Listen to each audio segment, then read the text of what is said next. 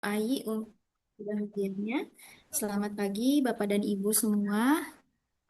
Kita bersama lagi ya di hari ini yaitu di materi ketiga ya Bapak Ibu. Materi ketiga, hari ketiga dengan judul unit kompetensinya apa nih Bapak dan Ibu? Kalau kemarin Bapak Melakukan Ibu audit sudah internal, Bu. Melakukan audit internal. sudah ya tadi juga sudah disampaikan oleh Bu Ai ya Bapak dan Ibu. Setelah Bapak Ibu tadi pagi membahas mengenai pengawasan ini, pengawasan terhadap bahan, proses, dan juga produk halal yang telah dibuat. Kemudian Bapak Ibu juga mengawasi terhadap produk yang tidak sesuai dengan kriteria halalnya, gitu ya, dengan Ibu Cahya barusan. Kemudian selanjutnya pada jam ini kita akan melakukan atau membahas mengenai materi melakukan audit internal penerapan SJPH yang juga termasuk dalam kompetensi sebagai penyelia halal. Nah, jadi Bapak dan Ibu masuk di dalam unit kompetensi ini, Bapak Ibu nantinya akan membicarakan mengenai kenapa sih atau urgensinya apa sih Bapak Ibu ini harus mempelajari materi terkait audit internal. Bukan hanya karena kompetensi sebagai penyelia halalnya ya, sehingga Bapak Ibu untuk melakukan audit internal, tapi ada urgensi tersendiri Bapak Ibu ketika Bapak Ibu melakukan audit internal ini. Gunanya untuk apa? Yaitu gunanya untuk melihat atau melakukan evaluasi ya terhadap apa namanya pelaksanaan perencanaan yang kemarin Bapak Ibu sudah susun di manual SJPH Bapak Ibu, juga SOP atau prosedur Bapak Ibu sudah susun, rencanakan dan buat ya di unit kompetensi satu dan kalau kemarin di unit kompetensi satu dan 2 itu adalah Bapak Ibu merancang atau merencanakan dan menyusun. Kemudian di unit kompetensi 3 dan 4 yang pagi hari ini didapatkan dari Bu Gita dan Bu Cahya adalah terkait Bapak Ibu melakukannya, melakukan kegiatan yang Bapak Ibu sudah susun dan rencanakan. Nah, kemudian selanjutnya pada sesi siang hari ini di unit kompetensi 5 dan nanti yang keenam itu yaitu Bapak Ibu akan melakukan pengawasan atau cek terhadap apa yang telah Bapak Ibu rencanakan, susun, dan juga laksanakan atau lakukan di pelaku usaha. Nah, di dalam audit internal ini nanti Bapak Ibu akan menilai atau mengecek terhadap konsistensi pelaksanaan pada 5 kriteria SJPH yang telah Bapak Ibu rencanakan di pelaku usaha, beserta juga prosedur-prosedur yang telah dirancang sebelumnya.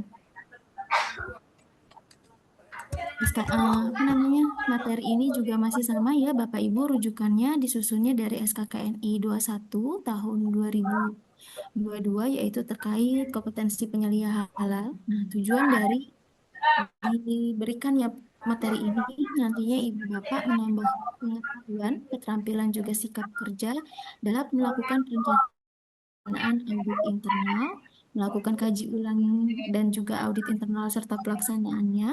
Kemudian Bapak Ibu sampai dengan menyusun laporan ketidaksesuaian terhadap hasil audit yang Bapak Ibu telah lakukan.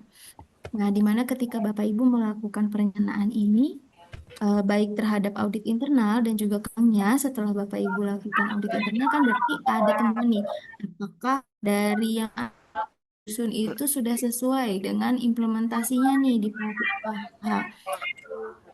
Ketika Bapak Ibu menyusun atau menilai dalam pengawasan tersebut, pasti ada beberapa hal dari kriteria SJPH yang sudah apa namanya, yang sudah dipenuhi oleh pelaku usaha.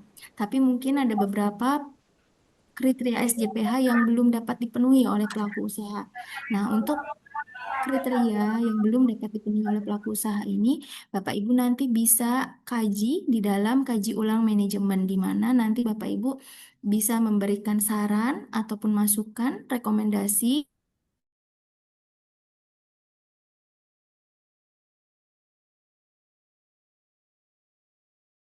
kriteria terhadap pemenuhan SJPH-nya itu dapat sesuai gitu ya Bapak Ibu.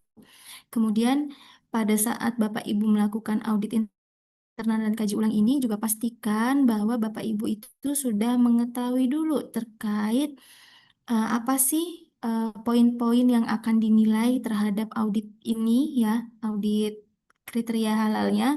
Kemudian juga Bapak Ibu menentukan jadwalnya atau schedule-nya ini kapan akan dilaksanakannya, kemudian SDM-nya, siapa yang kira-kira memahami terkait ruang lingkup yang akan diaudit, misalnya bagian purchasing, sorry, di PPH. Di dalam PPH ini bagian apa saja sih yang akan terlibat SDM-nya?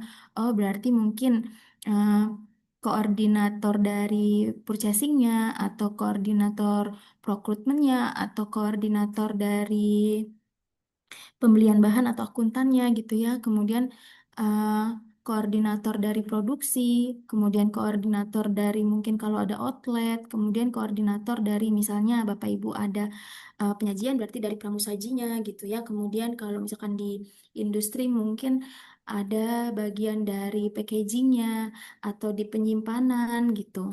Nah, jadi SDM-SDM-nya ataupun personil yang ikut terlibat di dalamnya Bapak Ibu sudah melihat nih, mengetahui siapa yang bertanggung jawab terhadap divisi tersebut dan akan menjadi eh, objek yang akan diaudit. Nah, ngomong-ngomong objek, objek di sini bukan berarti dia adalah seseorang yang melakukan tindakan kesalahan atau ketidaksesuaian gitu ya Bapak Ibu. Bisa saja audit ini sifatnya hanya untuk pengawasan, kemudian kan ya audit ini sifatnya hanya untuk pengawasan dan juga menjamin adanya konsistensi terhadap kriteria halal yang dijalankan oleh pelaku usaha. Jadi bukan berarti kita mencari kesalahan terhadap salah satu SDM ataupun objek yang akan kita audit seperti itu ya Bapak Ibu. Jadi Bapak Ibu tetap harus bersikap netral terhadap melakukan kegiatan audit ini.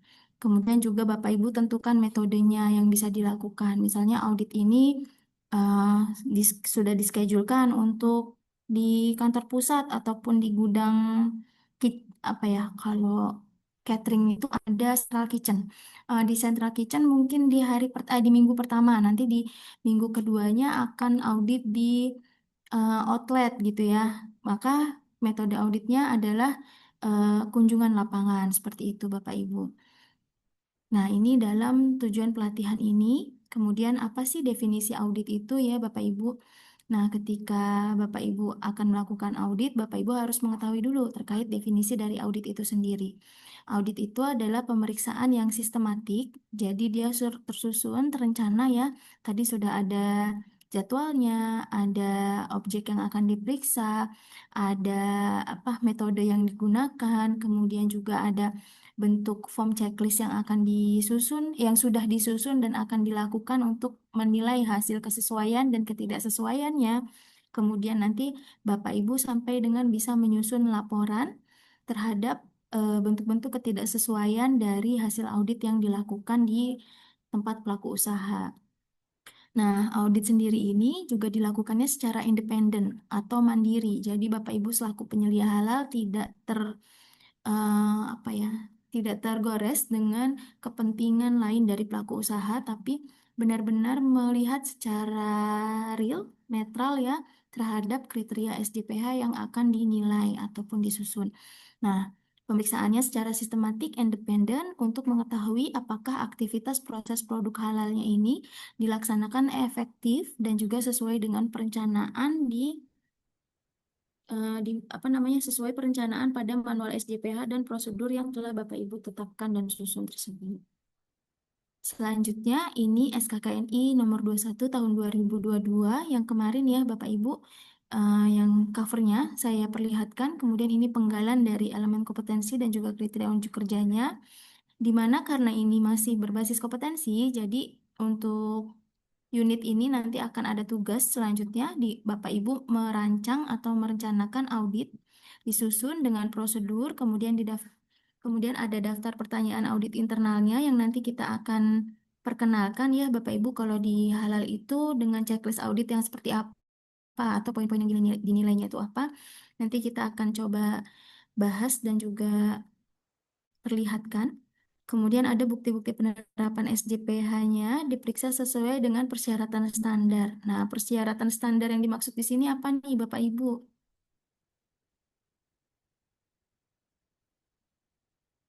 Pak Syamsul Arifin ada? Kosong ya, Pak, Pak, Samsul. Ibu Siap Sarah ada, ibu Adilah. aku. Oh, hadir ya. Izin Pak, persyaratan standar yang dimaksudkan dari pelaksanaan audit ini apa Pak?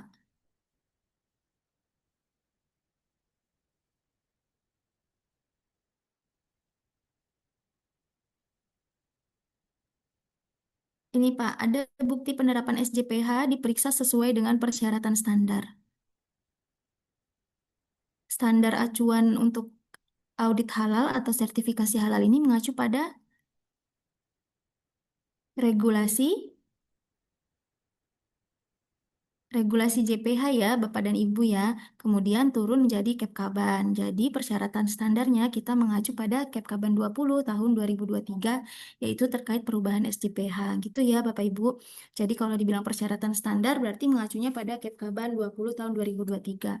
Kemudian ketidaksesuaian penerapan SJPH-nya juga diidentifikasi. Nah, setelah Bapak Ibu melakukan hasil pengamatan dari apa yang Bapak Ibu lihat di pelaku usaha dengan apa yang Bapak Ibu susun di manual SJPH dan juga prosedur kemarin, maka di audit internal ini Bapak Ibu coba susun poin-poin ketidaksesuaiannya. Seperti yang kemarin tabel gap analisis, nah kalau ini pakai checklist audit gitu nantinya ya. Kemudian setelah ditemukan itu, maka Bapak Ibu menyusun laporan audit internalnya, disusun sesuai dengan hasil audit internal. Kemudian pihak-pihak yang berkepentingan di dalam audit tersebut diidentifikasi sesuai kebutuhan. Sesuai kebutuhan apa? Sesuai kebutuhan divisi PPH-nya. Dari mulai penyediaan, penyediaan bahan sampai dengan bahan itu menjadi produk, kemudian produk itu didistribusikan. Nah, itu adalah pihak-pihak yang berkepentingan di dalam audit internal ini. Kemudian laporan hasil auditnya disampaikan kepada pihak yang berkepentingan, pihak-pihak terkait divisinya tadi ya, Bapak Ibu, sesuai dengan prosedur yang berlaku, yaitu harus dikoordinasikan, kemudian disosialisasikan kembali dari hasil laporan apa yang ditemukan pada audit internal ini. Kemudian hasil auditnya ini didokumentasikan atau disimpan.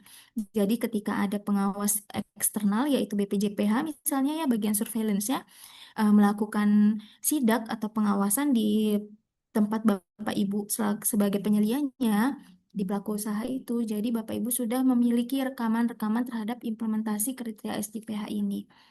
Nah, untuk audit internal sendiri di dalam SJPH atau dalam sistem jaminan produk halal, pertama karena kita mengacu pada manual SJPH dan prosedur, maka prosedurnya harus tertulis. Kalau kemarin di LK1 baru Bapak Ibu di pelatihan ini di apa ya diminta untuk membuat judul SOP, maka ketika Bapak Ibu lulus dari pelatihan ini, Bapak Ibu kan OJT. Nah, Bapak Ibu OJT itu, Bapak Ibu membuat satu contoh SOP. Kemudian selanjutnya Bapak Ibu lanjutkan sehingga terkumpullah prosedur ataupun SOP yang dibutuhkan oleh pelaku usaha. Nah, prosedur-prosedur itulah yang nantinya akan menjadi panduan kegiatan terhadap audit internal. Jadi, kalau misalnya nih Bapak Ibu, sekarang Bapak Ibu ikut pelatihan, belum ada prosedur, belum ada SOP di pelaku usaha yang tempat Bapak Ibu bekerja. Terus, harapannya kami berarti kan Bapak Ibu setelah ini membuat prosedur. Tapi pada kenyataannya, ketika ada audit eksternal dari LPH, Bapak Ibu belum punya prosedur. Berarti itu menjadi kesesuaian atau ketidaksesuaian? Ketidaksesuaian, Bu. Ketidaksesuaiannya karena Karena tidak ada prosedurnya di situ. nah, tidak ada prosedur, jadi diragukan terhadap implementasi SJPH-nya di pelaku usaha. Dengan Ibu siapa ini? Mohon maaf. Ibu Kalisa, Bu. Ibu Kalisa. Oke, terima kasih Bu Kalisa. Nah, gitu ya Bapak Ibu. Jadi harus dibuatkan prosedurnya mulai dari sekarang. Jadi kalau misalkan nanti pas audit eksternal prosedurnya belum ada, berarti Bapak Ibu diragukan terhadap implementasi SJPH-nya. Bisa saja nanti untuk deadline apa namanya? Deadline pelaporan audit dari hasil eksternalnya itu jadi terhambat atau bahkan dianggap tidak lulus untuk untuk pengajuan sertifikasi halalnya.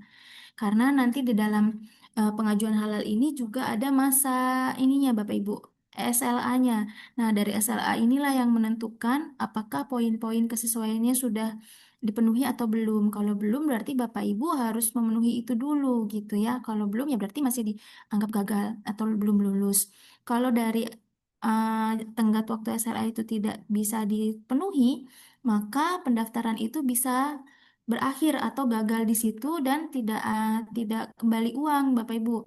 Kemudian Bapak Ibu harus melakukan proses itu dari awal lagi. Seperti itu kan rugi ya Bapak Ibu sayang ya. Maka setelah pelatihan ini sebaiknya Bapak Ibu coba buatkan betul-betul prosedur yang bisa diterapkan di pelaku usaha sehingga bisa menjadi kesesuaian terhadap apa yang diaudit nantinya, baik itu audit internalnya ataupun audit eksternalnya. Nah, kemudian untuk Mohon kegiatan izin Bu audit, Apin menyela. ya,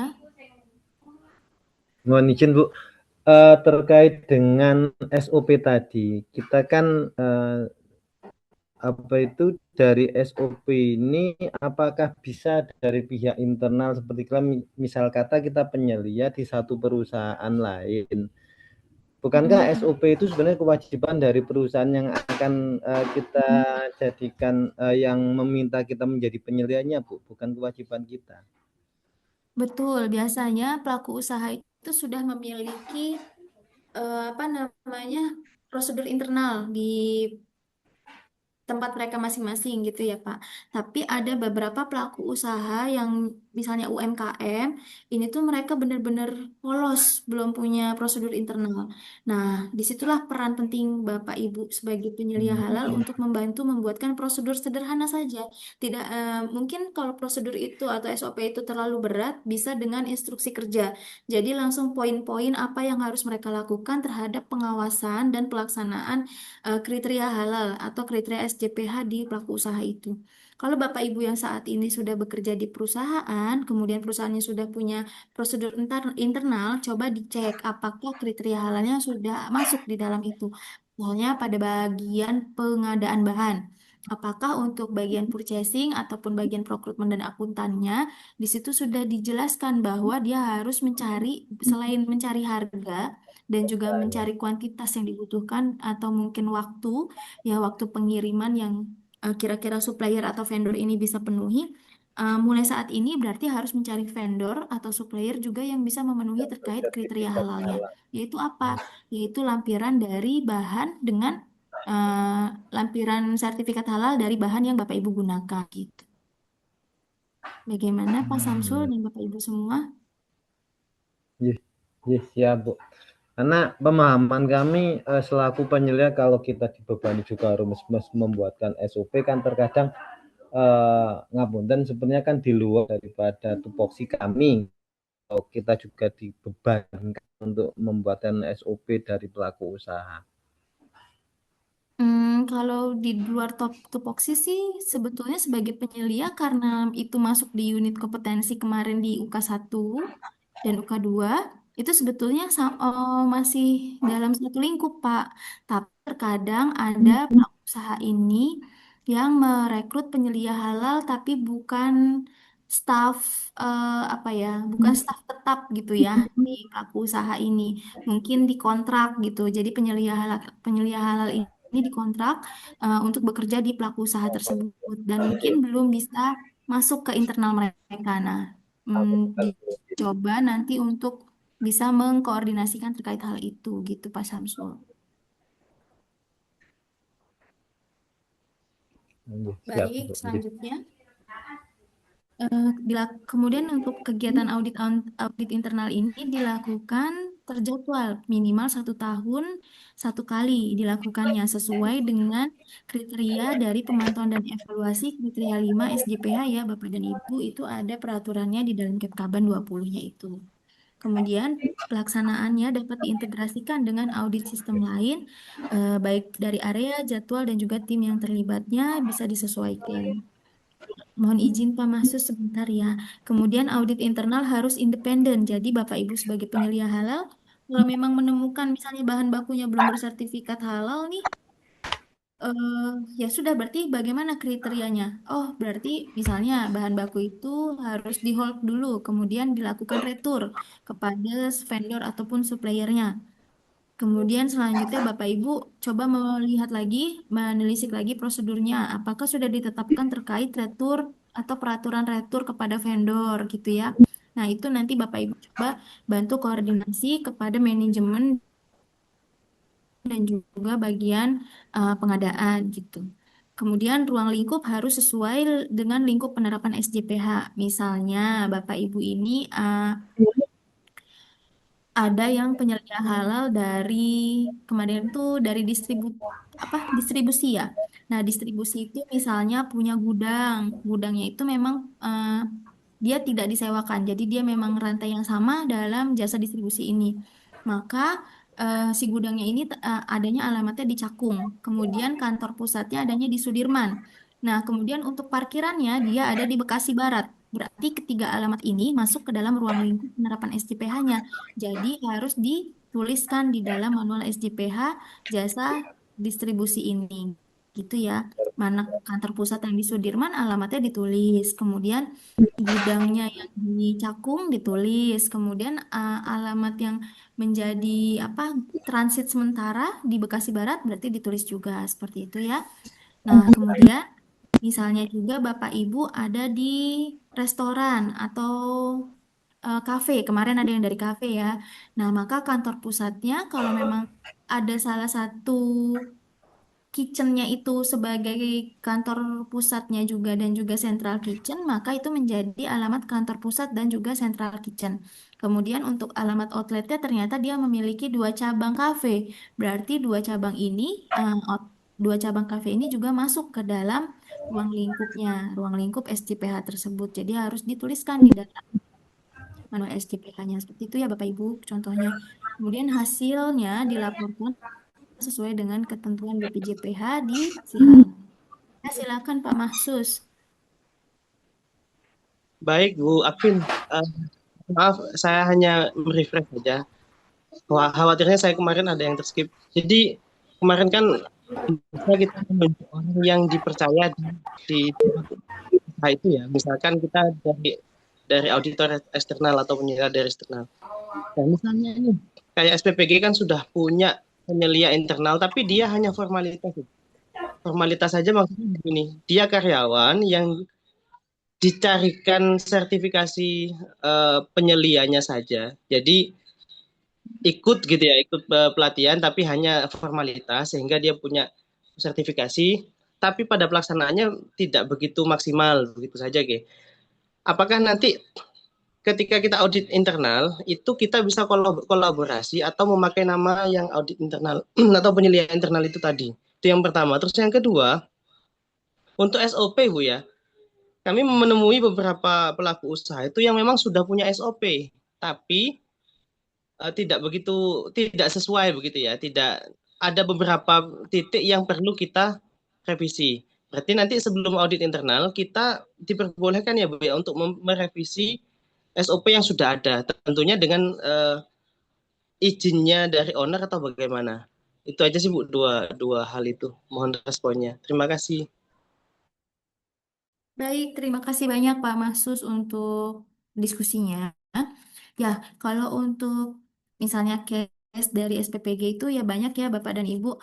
Jadi personilnya itu dilatih untuk mereka menjadi penyelia halal dari SPPG tersebut, tapi juga menggunakan bantuan dari pihak luar gitu ya sebagai penyelia halal atau mungkin menjadi konsultan seperti itu ya Pak Mahsus ya kurang lebihnya ya. Nah, itu diperbolehkan Bapak dan Ibu memang harus berkoordinasi dan berkolaborasi. Jadi, Bapak Ibu sebagai pihak yang membantu terhadap sertifikasi di internal SPPG ini, Bapak Ibu berkolaborasi dengan penyelia halal internalnya. Kemudian Bapak Ibu coba apa namanya ya diskusi terkait pelaksanaan kriteria SJPH yang mereka memang harus lakukan. Jadi bukan karena mereka sudah merasa dibantu terus mereka jadi tidak menyiapkan dokumennya. Beberapa SPPG memang saya temukan seperti itu. Bahkan terkadang penyelia dari SPPG-nya itu bingung apa yang dimaksudkan itu gitu ya. Eh, Kemudian minta dijelaskan lagi. Eh, Sebetulnya ketika mau diaudit secara eksternal oleh LPH, sebaiknya penyelia halal yang sudah diberikan tugas ataupun mandat itu sudah melaksanakan 5 kriteria STPH-nya. Baik ada bantuan dari eksternal kembali ataupun tidak, itu tetap harus dilaksanakan. Kalaupun Bapak Ibu ternyata menjadi pihak yang membantu di eksternalnya SPPG, berarti Bapak Ibu betul harus mengkoordinasikan. Kemudian ketika ada SOP yang mereka sudah buat, kemudian itu tidak atau belum masuk untuk kriteria halalnya, maka Bapak Ibu boleh menyarankan dan juga berkoordinasi dengan yayasan ataupun mitranya dan juga kepada penyelia halal internal SPPG itu untuk merevisi terkait prosedur internal mereka. Jadi bukan juknis BGN-nya yang direvisi, tapi prosedur internal yang ada di SPPG itu. Itu memang harus direvisi dan dimasukkan kriteria halalnya. Seperti itu, Pak Mahsus. Nah, nanti baru itu menjadi tindak kesesuaian. Kalau hal itu belum dapat dilakukan, maka ketika audit eksternal dari LPH pun itu menjadi temuan ketidaksesuaian dan harus segera direvisi. Seperti itu, Pak. Halo, Pak Sus.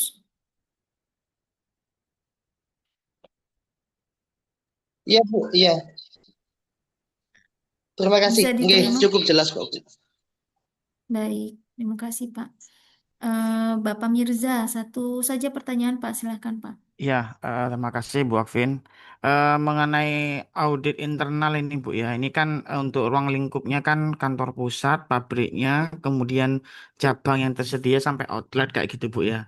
Nah ini kalau misalkan Hmm. untuk industri istilahnya kan seperti kami obat tradisional, kemudian outletnya itu kan di apotek, dan kan outletnya kan bukan punya kami kayak gitu kan, itu kan kerjasama dengan kami, itu bagaimana Bu ya? Seperti yang outlet yang tidak Oke, kami miliki kayak gitu. Terima kasih. oke. Sama-sama Pak Mirza. Jadi kalau outletnya itu memang bukan miliknya Bapak, ya tidak perlu dimasukkan ke dalam manual SJPH itu. Tapi di dalam ruang lingkup Bapak cukup menarasikan bahwa industri obat tradisional tempat Bapak bekerja ini mendistribusikan produknya ke mana, ke pihak mana gitu. Apakah ke retail, buka kurung, apotik, atau gerai jamu gitu ya Pak? Oh ya, berarti tidak perlu dilakukan audit internal ke mereka ya? Iya, betul, tidak perlu. Oh iya, baik Bu, Hanya terima sampai kasih. di bagian pendistribusian di tempat Bapak sendiri, bukan di jasa distribusinya, tapi di Hmm. tempat Bapak sendiri ya. Oh kalau punya cabang di kota lain yang itu milik perusahaan sendiri, berarti harus audit juga internal kita sendiri Bu ya? Betul. Oke, oke. Sudah Bu, terima kasih. Bagaimana Pak Mirza? Baik, sama-sama. Iya. Silakan Bu Sarah. Baik, Ibu, saya izin bertanya. Kalau misalkan konteksnya saya itu sebagai penyelia halal untuk produk impor yang ingin masuk ke Indonesia, gitu, itu untuk misalkan dilakukan terjadwalnya, kan impor ini tidak reguler ya, maksudnya nggak yang pasti gitu loh. Setahun misalkan 10 kali, setahun sebulan sekali atau gimana gitu. Itu untuk auditnya seperti apa ya, dan ruang lingkupnya harusnya seperti apa? Karena kan ini kayak kita cuman istilahnya eh kita cuman salah satu kayak perwakilan atau representatif dari yang di Indonesianya gitu. Sedangkan kantor pusatnya itu kan di luar negeri gitu. Oke, karena ini kantor perwakilan atau representatifnya, maka tapi kan Bu Sarah ditunjuk sebagai penyelia halalnya ya.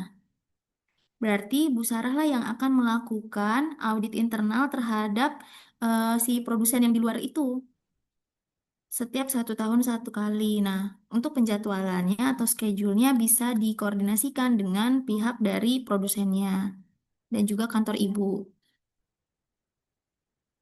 Misalkan Gitu. kalau misalkan dia impornya juga nggak yang reguler gitu, misalkan dia emang cuman impor sekali atau 2 kali doang ke Indonesia gitu, dia jadi nggak terus-terusan gitu. Itu bagaimana ya, Bu? Berarti maksudnya selalu berganti gitu. Iya, soalnya kayak ada beberapa perusahaan dan nggak semuanya terus-terusan gitu loh, Bu. Tapi oke misalkan dalam 1 tahun cuma 1 kali. Tapi apakah eh, si produsen ini akan mengirim lagi di tahun berikutnya atau tidak? Atau belum bisa ditentukan? Belum tentu bisa ditentukan, Bu. Oh gitu ya. Nah, mungkin nanti ini menjadi catatan ya, karena saya belum bisa untuk menjawab. Nanti mungkin saya lempar ke Bu Ayi. Ah ya, oke, baik. Terima Iya, kasih, Bu. baik. Terima kasih Bu Gimana, Sarah. gimana Mbak Alvin? Oh ya, ini ada Bu Ayi. Mbak, jadi ada Bu Sarah, kan ini kan penyelia halal di kantor representatif dari salah satu importir. Nah, untuk produknya ini belum tentu setiap tahun atau belum tentu juga di tahun berikutnya itu produk itu masuk ke dalam ke Indonesia gitu Bu Mbak Ayi. Nah, itu bagaimana cara melakukan kegiatan auditnya di produsen yang di luar negeri tersebut. Oh, oke. Kalau Bu Sarah kan cuma importir ya. Kalau importir itu kan tidak mengaudit si produknya produsen. Itu. Jadi kalau importir itu berarti Bu Sarah kalau misalnya ada penyimpanan yang diaudit adalah terkait penyimpanannya. Kemudian kalau distribusinya terkait dengan distribusinya. Jadi si produknya produsen itu tidak diaudit sama Bu Sarah kecuali si produsen yang barangnya datang ke Bu Sarah itu mau sertifikasi halal Indonesia. Nah, nanti Bu Sarah misalnya jadi penyeliannya nih. Udah deh kita pakai penyeliannya dari importir aja. Nah, itu nanti tugasnya Bu Sarah tiap tahun adalah mengecek langsung ke sana. Itu mengecek langsung ke si produsen, misalnya dia produsennya di Cina. Berarti nanti Bu Sarah harus ngecek ke Cina. Itu. Tapi kalau mereka pakainya RSHLN, Bu Sarah tidak perlu ngecek ke sana. Bu Sarah hanya meregistrasikan produk kasih produsen di RSHLN. Hanya itu aja. Jadi yang nanti Bu Sarah daftarkan adalah terkait dengan penyimpanannya, distribusinya. Itu kalau di tempatnya Bu Sarah memang menyetok si produknya importir. Itu. Begitu Bu Sarah. Jadi nggak perlu Bu Sarah audit ke sana kecuali si produsen tersebut meregistrasi produknya di Indonesia. Seperti itu. Atau misalnya di sana juga ada penyeliannya lagi. Kalau di sana ada penyeliannya, ada tim manajemen halalnya, nanti Bu Sarah hanya tinggal koordinasi aja untuk laporan tiap tahunnya. Ah, oke, oke. Berarti kalau misalkan emang pakai sertifikat halal luar negeri, yang harus kita cek atau kita audit itu cuman yang istilahnya yang ada di Indonesia lah yang saya punyanya gitu kan. Betul, yang produknya masuk di Bu Sarah, nah itu Mm-mm. yang diregistrasi oleh Bu Sarah. Itu. Oh, Jadi kan mereka ngasih nih sertifikat halal luar negerinya Bu Sarah. ya. Nah, produk yang diimpor ke tempatnya Bu Sarah itu yang mana saja, nah itu yang didaftarkan. Oke, oke. Oke, baik. Terima kasih, Ibu. Sama-sama. Ibu, Bu Arfi mau nanya sedikit terkait yang tadi produk yang di luar.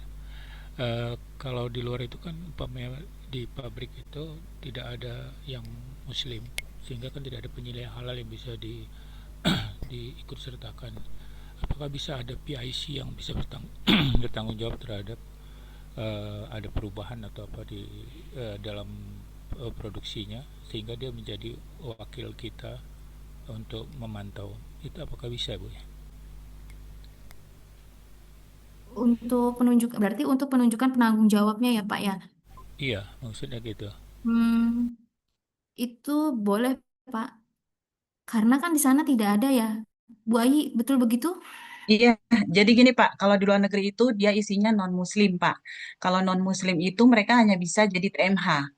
Mereka bukan jadi penyelia, kecuali di negara produsennya punya staf atau karyawan yang muslim, dia bisa jadi penyelia. Tapi kalau untuk si orang luar negerinya, dia hanya bisa jadi TMH. Itu. Kalau dia mau, dia harus pakai produsen. Kalau dia mau, dia harus pakai penyelia dari importir Pak. Seperti itu untuk jadi penyelianya. Kalau penyelia memang wajib muslim. Jadi si TMH-nya non muslim itu nggak apa-apa. Jadi kalau yang di luar negeri jadi TMH-nya nggak apa-apa. Tapi satu lagi Pak, si TMH ini salah satu PIC-nya harus di training. Nah, di training SJPH. Jadi bisa training KLPK yang pakai bahasa Inggris. Nanti mereka ikut training tersebut, mereka jadi tim manajemen halalnya. Tapi bukan penyelia halal seperti itu Pak. Baik Bu, berarti dia ditunjuk oleh direktur di sananya ya, Betul. orangnya. Nah, jadi Ya. nanti bisa membantu si penyelianya pada saat penyelianya mau audit internal, Pak. Ya, jadi kan kita nggak usah mondar-mandir ke sana, kan Betul. biayanya besar tuh. Itu, Bolak-balik. kalau udah terkait budget ya, Pak. Iya. karena juga di sini juga sebagai distributor atau agent berat juga, dan dari pabrik juga berat juga kalau untuk setiap tahun kalau ada perubahan harus datang ke sana. Makasih Bu ya. Ya, assalamualaikum. Ya, sama-sama Pak Nizam. Terima kasih Bu Ai. Oke, kita lanjut ya Bapak dan Ibu. Jadi terkait prosedur audit internal ini sebelumnya kan sudah ditetapkan nih Bapak dan Ibu. Kemudian selanjutnya pada saat audit internal Bapak Ibu coba di-review untuk prosedurnya apa-apa saja yang langkah-langkah Bapak Ibu harus lakukan ketika melakukan kegiatan audit internal. Kemudian hal ini ketika prosedur sudah ditetapkan itunya nanti menjadi memudahkan ketika Bapak Ibu melakukan kegiatan tersebut.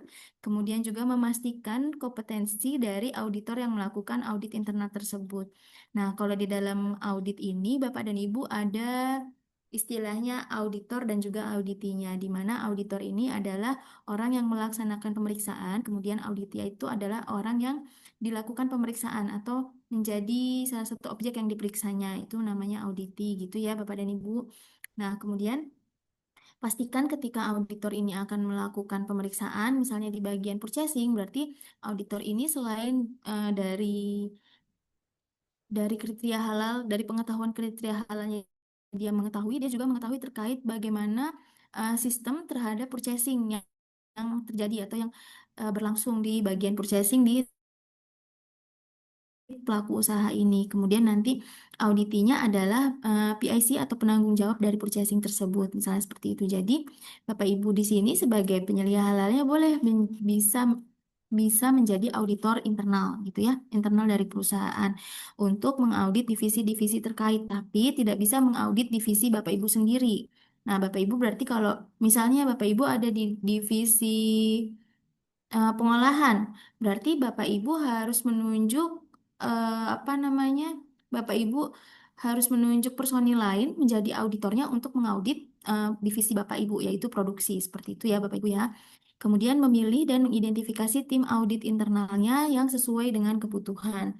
Kemudian memelihara itu maksudnya menyimpan ya Bapak Ibu, menyimpan catatan audit termasuk bahan-bahan evaluasinya yang terjadi pada saat kegiatan ini berlangsung, kegiatan audit internal tersebut berlangsung.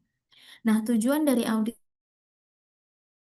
internal sendiri adalah untuk mengetahui kesesuaian ataupun ketidaksesuaian dari persyaratan pemenuhan SJPH. Jadi kalau di unit kompetensi pertama kemarin Bapak Ibu coba menggali terkait tabel gap analysis.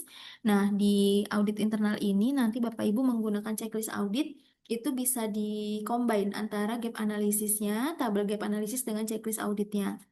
Nah, dari hal-hal tersebut, apa yang menjadi temuan itu dilakukan kaji ulang sehingga dilakukan upaya untuk perbaikan dan bagaimana mencegahnya supaya tidak terjadi lagi hal tersebut.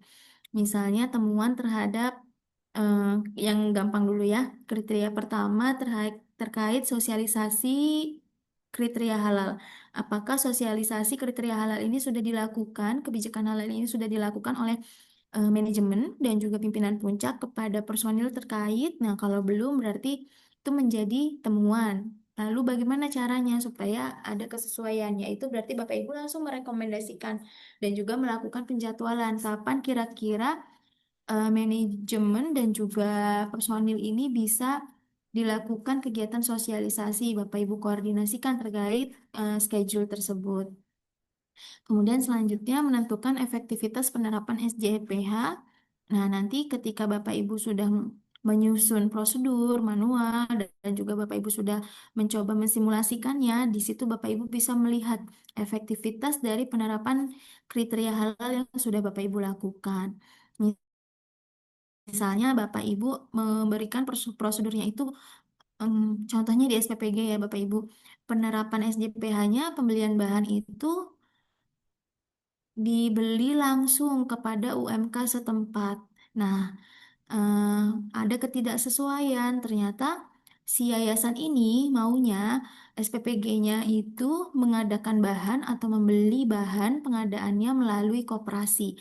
Berarti antara prosedur yang Bapak Ibu susun dengan kenyataan sehari-hari yang mereka lakukan itu ada ketidaksesuaian ya, ada ketimpangan. Maka hal itu dicek penerapannya, keefektivitas terhadap penerapan SJPH dan juga prosedur yang sudah Bapak Ibu susun tersebut. Kalau tidak sesuai berarti harus direvisi. Berarti harus ada revisinya terkait pengadaan bahan harus dibeli melalui koperasi. Nah, bagaimana cara Bapak Ibu sebagai penyelia halal SPPG ini mengkoordinasikan kepada yayasan bahwa mereka juga harus mengikuti spesifikasi baik itu kualitas dan juga kehalalan terhadap bahan yang mereka distribusikan kepada SPPG Bapak dan Ibu gitu. Kemudian selanjutnya memberikan peluang terhadap perbaikan dan juga upaya pencegahan yang ada di situ temuan tersebut.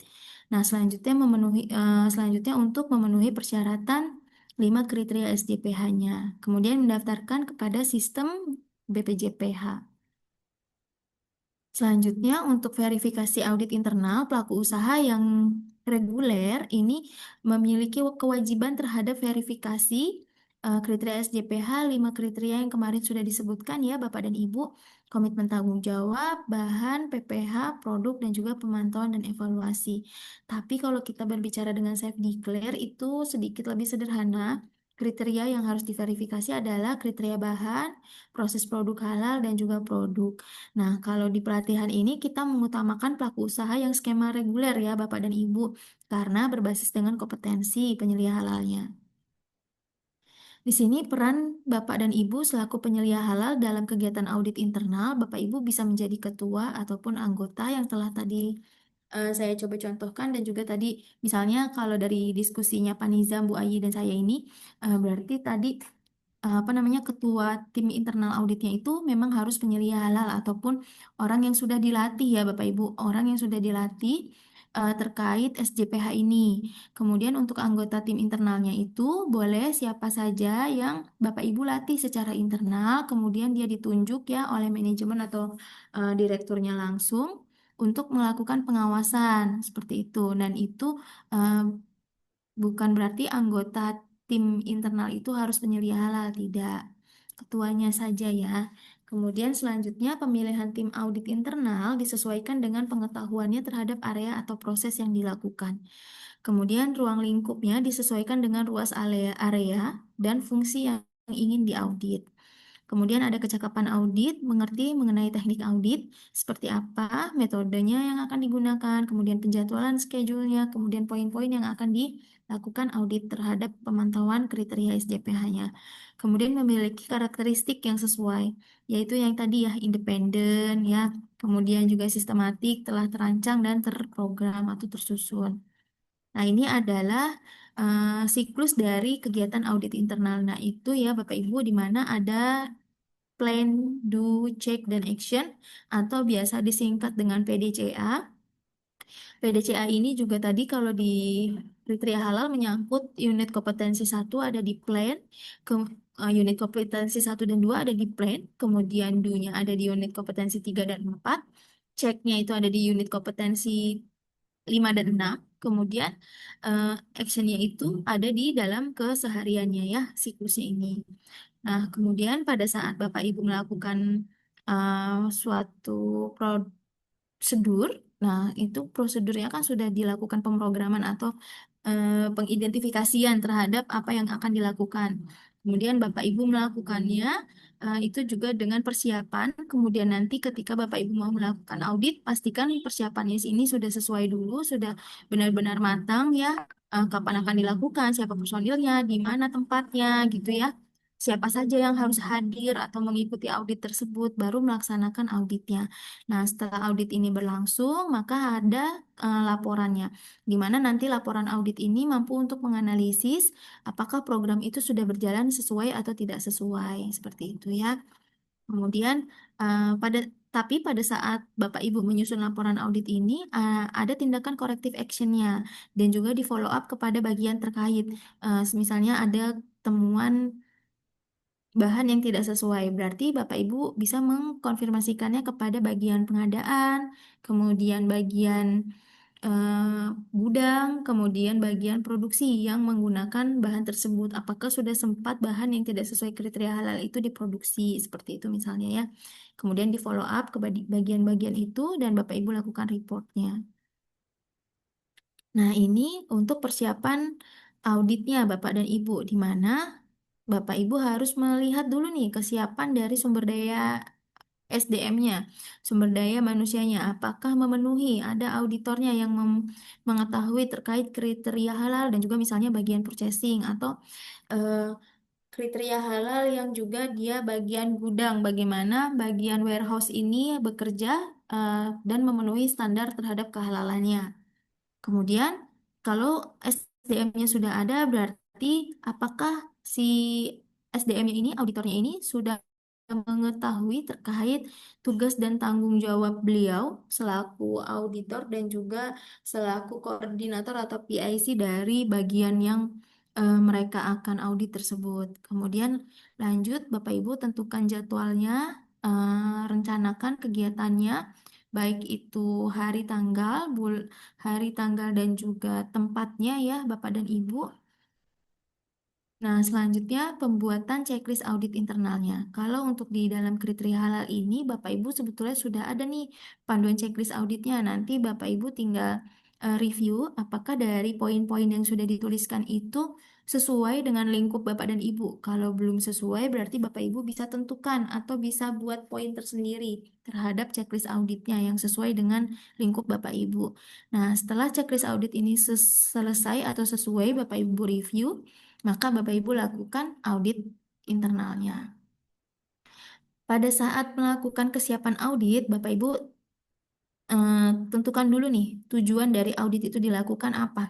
Oh, karena pengawasan rutin tiap tahun nih sesuai dengan peraturan Kepkaban yang berlaku, atau karena keluhan pelanggan. Jadi kita melakukan audit gitu ya. Misalnya adanya pelaporan pelanggan yang melihat produk Bapak Ibu di display eh, di retail gitu ya, di suatu retail dia berdampingan dengan produk yang tidak halal, maka Bapak Ibu melakukan audit terhadap produk yang Bapak Ibu eh, apa namanya supply atau pasok atau Bapak Ibu produksi. Kemudian pahami ruang lingkup auditnya, apakah itu juga menjadi bagian dari lingkup Bapak Ibu atau bukan gitu ya. Kalau bukan, lalu bagaimana upayanya untuk memperbaiki supaya retail tidak melakukan tindakan itu lagi. Nah, kemudian mencari informasi tentang area dan sasaran audit. Bagian atau departemen yang akan diaudit itu bagian mana? Oh, berarti kalau misalkan temuannya karena keluhan pelanggan display, berarti apakah di bagian pengiriman atau distribusinya yang mereka bisa langsung berhubungan terhadap atau mengkoordinasikan, mengomunikasikan terhadap display produk-produk Bapak dan Ibu di retail tersebut agar tidak tercampur dengan bahan yang tidak halal ya di sana, di retailnya.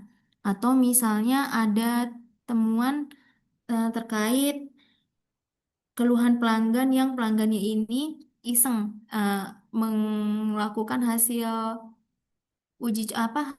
analisis produknya Bapak Ibu dimasukkan ke laboratorium, kemudian ada kandungan DNA babinya di dalam produk Bapak dan Ibu. Padahal Bapak Ibu sendiri tidak menyadari bahwa produk itu diproduksi dari bahan yang tidak halal gitu ya. Bukan karena tidak pengawasan, tapi karena memang tidak diketahui dari suppliernya itu mengaku bahwa bahan itu sudah dijamin kehalalannya. Kemudian lampiran-lampiran bahannya itu juga ada bahwa dia menyatakan bahwa bahan itu halal. Tapi ternyata ada salah satu customer atau saingan bisnis Bapak Ibu yang melakukan hasil uji lab terhadap produk Bapak dan Ibu dibawa ke laboratorium dan dinyatakan positif DNA babinya. Nah, dari situ berarti kan Bapak Ibu tujuannya jelas ya bahwa karena ada temuan, kemudian ada informasi tentang departemennya. Oh, berarti kalau kayak gitu karena keluhan pelanggan seperti itu berarti mungkin ada di PPH Bapak Ibu dan juga di bagian pengadaan nih. Siapa nih bagian mana yang kira-kira melakukan tindakan yang tidak sesuai gitu ya. Jadi Bapak Ibu mencari informasi tentang area dan sasaran yang akan diauditnya. Kemudian pahami proses audit yang akan dilakukan, buat rencana auditnya, prosesnya seperti apa, apakah harus audit dokumen dulu ketika Bapak Ibu melakukan visitasi atau onsite audit, apakah dari dokumen dulu kemudian baru ke lapangan atau dari lapangan aja langsung sidak baru ke dokumennya. Silahkan Bapak Ibu tentukan prosesnya, auditnya, dan juga dokumen lainnya yang kira-kira Bapak Ibu perlu, misalnya form-form auditnya, checklist audit, dan lain sebagainya. Kemudian susun laporan audit ketika proses itu sudah terjadi ya, proses kegiatan audit ini sudah berlangsung, Bapak Ibu susun laporan auditnya dengan form checklist maupun form laporan audit. Nah, selanjutnya ini informasi awal ketika Bapak Ibu mendapatkan informasi awal untuk melakukan kegiatan audit bisa saja dari dokumen. Dokumen ini bisa dari manual SJPH dan prosedur yang sudah Bapak Ibu susun. Kemudian ada instruksi kerja, flowchart, atau mungkin keluhan pelanggan, form keluhan pelanggan yang tadi, misalnya contohnya karena apa namanya temuan terhadap produk Bapak dan Ibu ataupun ternyata dari keluhan pelanggannya itu terhadap display produk yang Bapak Ibu yang tidak sesuai dengan kriteria halal.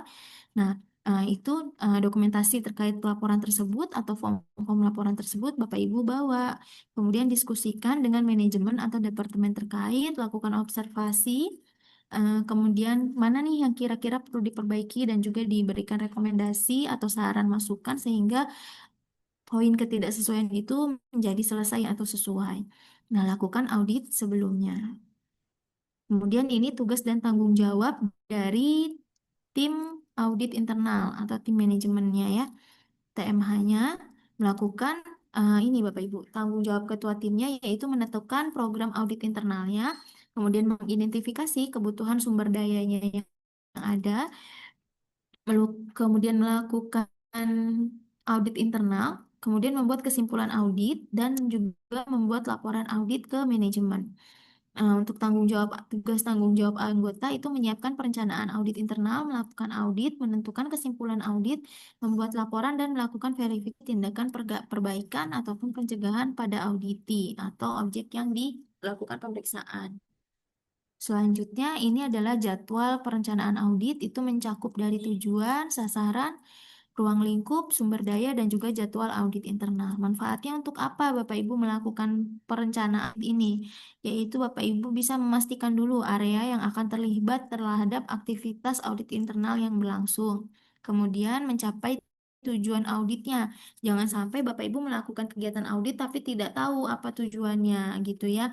Hanya untuk iseng-iseng mau ngecek-ngecek doang gitu. Padahal sebetulnya itu menjadi salah satu persyaratan terhadap penilaian konsistensi manajemen terhadap kebijakan atau komitmen menjaga kehalalan, bukan hanya untuk pendaftaran awal bukan hanya untuk pendaftaran sertifikat halal di awal saja, tapi memang menjaga konsistensinya.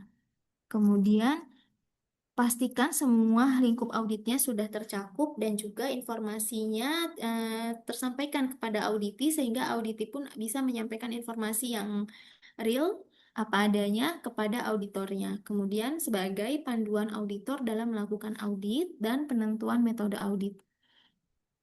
Nah, ini contoh cara melakukan perencanaan jadwal audit internal, Bapak Ibu. Ada periode auditnya, misalnya kalau di dalam Kepkaban itu, selain yang 1 tahun sekali, ada audit bahan dan fasilitas produk itu yang 6 bulan sekali, Bapak Ibu, sebetulnya. Jadi, ini bisa audit yang 6 bulan sekali atau audit tahunan. Kalau periodenya misalnya dari Juli sampai dengan Desember gitu ya, atau dari Juni ke Juni lagi. Silakan Bapak Ibu tentukan penjadwalan atau rencana auditnya. Nah, di dalam ini ada opening meetingnya, siapa yang melakukan, siapa akan auditornya, pendampingnya, dan juga auditinya, tanggal dan waktu pelaksanaannya, kemudian tempat pelaksanaan. Nah, kemudian bagian-bagian yang terkaitnya ada procurement, PPIC, bagian gudang, produksi, bagian quality controlnya mungkin, atau bagian uji coba tesnya ya di R&D-nya atau gudang bahan, kemudian ada gudang produk gitu ya. Kemudian ada logistik, marketing, dan juga HRD dan penyelia serta closing audit. Ini adalah contoh rencana auditnya juga Bapak Ibu. Jadi bisa dengan tabel seperti ini atau dengan narasi begini ya. Agenda auditnya ditentukan, Sorry, sebelum agenda audit ada waktu, lokasi, tujuan, dan juga auditornya yang ditunjuk dan metode audit yang akan digunakan. Kemudian agenda auditnya apa saja yang akan dilakukan pada kegiatan auditnya itu misalnya ada pembukaan, pengecekan dokumen, kemudian pengecekan fasilitas produksinya, kemudian ada jam istirahatnya, kemudian ada pengecekan dokumentasi selanjutnya pada STPH, kemudian ada rangkuman hasil audit.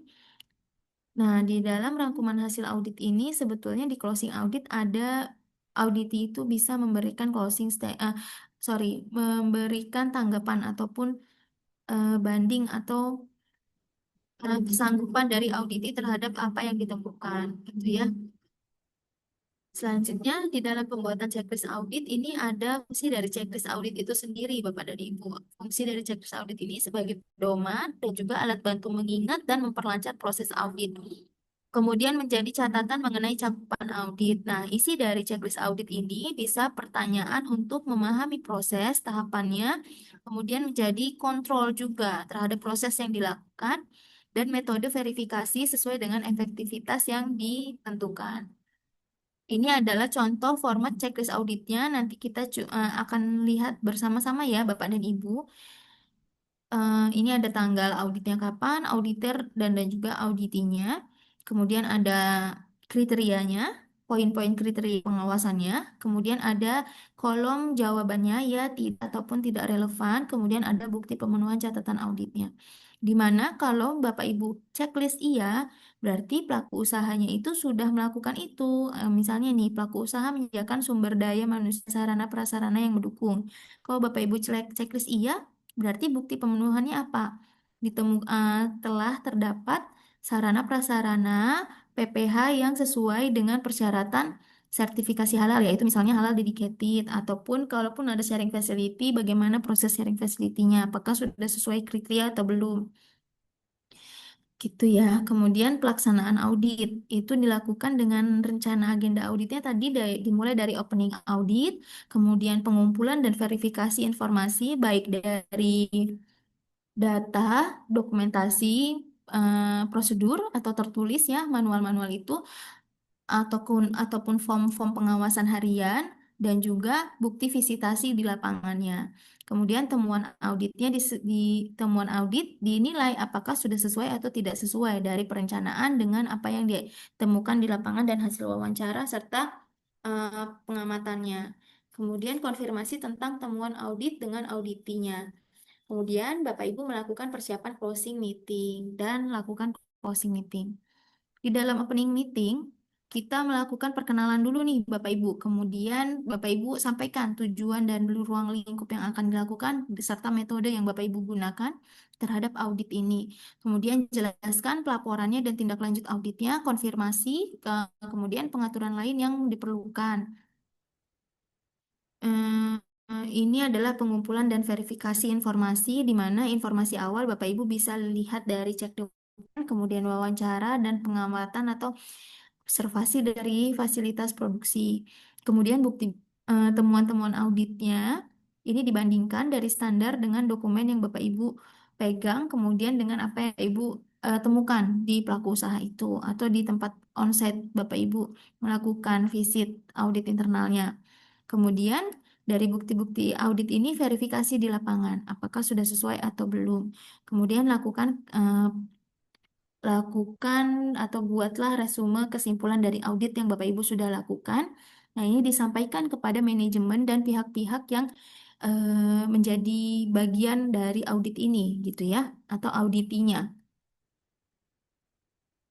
Selanjutnya, ketika Bapak Ibu menemukan temuan ketidaksesuaian, maka Bapak Ibu harus mendokumentasikan terkait ketidaksesuaian tersebut dan juga dibandingkan dengan kriteria standarnya, yaitu klausul dari SJPH yang 5.1, 5.2, 5.3, 5.4, 5.5 di Kepkaban 20 tahun 2023-nya Bapak Ibu. Ada ya kemarin ya di strukturnya itu ya. Kemudian selanjutnya aspek-aspek dari operasi yang cenderung mengarah pada ketidaksesuaian itu juga Bapak Ibu catatkan. Nah, untuk pengujian atau samplingnya nih Bapak Ibu bisa dengan sampling random atau target atau dengan statistical dan set presentasi, tergantung dari objek yang akan disampling tersebut. Kemudian ini adalah pola interaksi dari auditor ke auditi, di mana diidentifikasi terhadap apa yang ditemukan, kemudian Bapak Ibu tuliskan ya temuan-temuan tersebut, dikonfirmasikan kepada auditinya, apakah disetujui oleh auditi atau tidak dengan temuan tersebut. Nah, setelah disetujui, Bapak Ibu review dan identifikasi penyebab evaluasi yang diperlukan terhadap tindakan korektifnya, implementasi tindakan perbaikan, catatan hasil dari tindakan yang dilakukan, kemudian review tindakan koreksi yang bisa dilakukan oleh auditi. Setelah auditi melakukan ini ya, melakukan review temuan sampai dengan tindakan koreksinya, disampaikan lagi kepada auditor, maka Bapak Ibu selaku auditor verifikasi tindakan koreksi itu apakah sesuai dengan temuannya yang berjalan. Bapak Ibu ternyata melihatnya adalah temuannya itu sosialisasi yang belum dilakukan, tapi ternyata auditinya malah melakukan pelatihan internal. Sesuai atau tidak Bapak Ibu? Temuan dan tindakannya, tindakan koreksinya. Tidak. Tidak sesuai ya, maka Bapak Ibu di situ meninjau lagi efektivitas terhadap tindakan perbaikannya. Kalau tidak sesuai, maka tetap harus melakukan konfirmasi kepada auditi bahwa apa yang dilakukan mereka itu belum sesuai dengan apa yang ditemukan.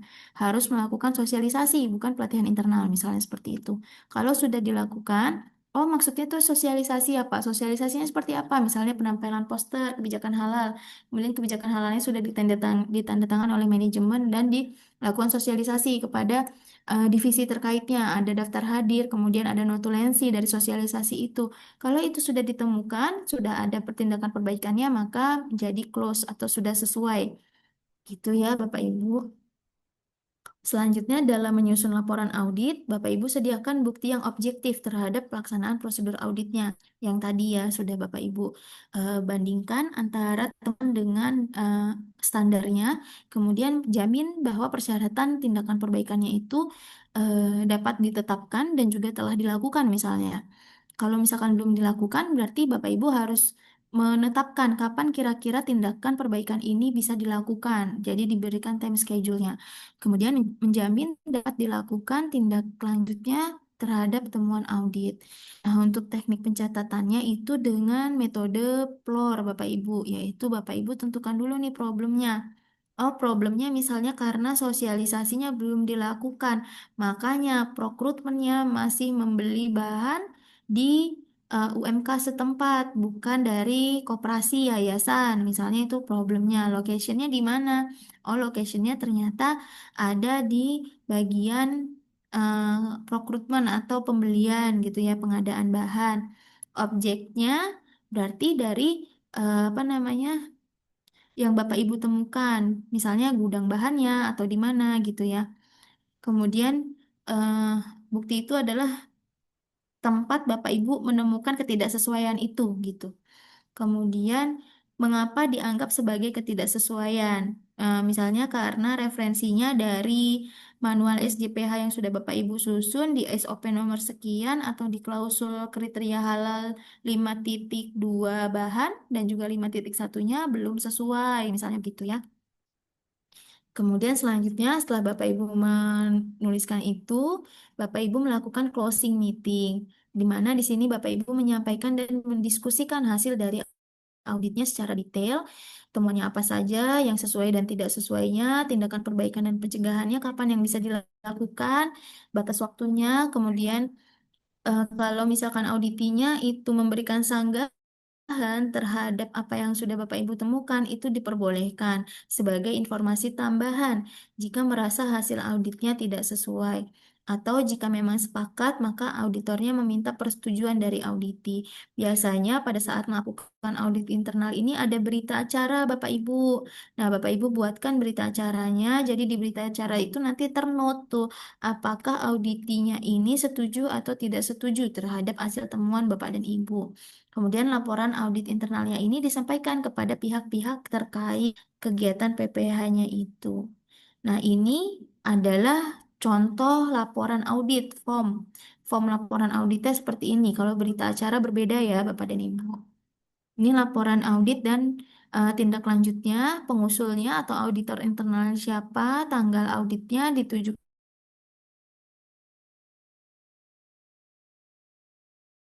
pengadaan dan juga bagian penyimpanan bahan. Kemudian jabatannya di kantor atau di perusahaan itu apa? Sumbernya karena apa? Apa karena audit internal ya melakukan komitmen untuk konsistensi terhadap sertifikasi halalnya atau keluhan pelanggan. Kemudian tinjauan manajemen. Nah, temuannya apa saja? Buktinya dijelaskan. Lokasi temuannya di mana? Referensi dari standarnya dibuat oleh siapa dan diterima oleh siapa. Nah, mungkin sudah demikian Bapak dan Ibu untuk materinya. Jika ada yang ingin didiskusikan, silahkan Pak Hafiz. Ya, Bu Akvin, eh, kalau untuk apa namanya halal ini, SH ini belum ada undang-undangnya atau peraturannya ya terkait mengenai surveillance audit yang dilakukan oleh BPJPH. Nomor satu itu. Terus yang kedua, lalu kita melakukan internal audit ini sifatnya berarti hanya untuk improvement internal aja ya.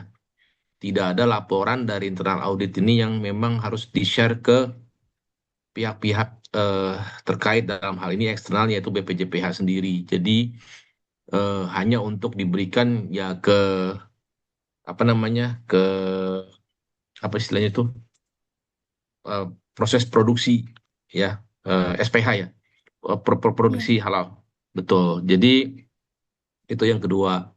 Jadi hanya sifatnya internal. Yang ketiga, apakah internal internal auditor ini ataupun si auditor ini yang memang dia harus kan tersertifikasi sebagai penyelia halal ini bisa melakukan internal audit nggak di tempat lain gitu, di proses produksi halal lainnya gitu. Jadi dia nggak nggak harus dedicated mengaudit fasilitasnya aja atau pabriknya aja. Dia bisa juga melakukan kayak misalnya saya bisa melakukan internal audit ke contohnya ke beberapa SPPG misalnya gitu atau ke produksi-produksi halal lainnya gitu yang memang eh, misalnya mereka minta gitu untuk saya lakukan internal audit karena saya sebagai penyelia halal. Kira-kira itu Bu pertanyaan saya. Mudah-mudahan cukup dimengerti ya baik. Bu ya. Terima kasih Hmm. banyak Pak Hafiz. Ya. Insya Allah. Kalau tidak nanti saya coba ini lagi ya Pak.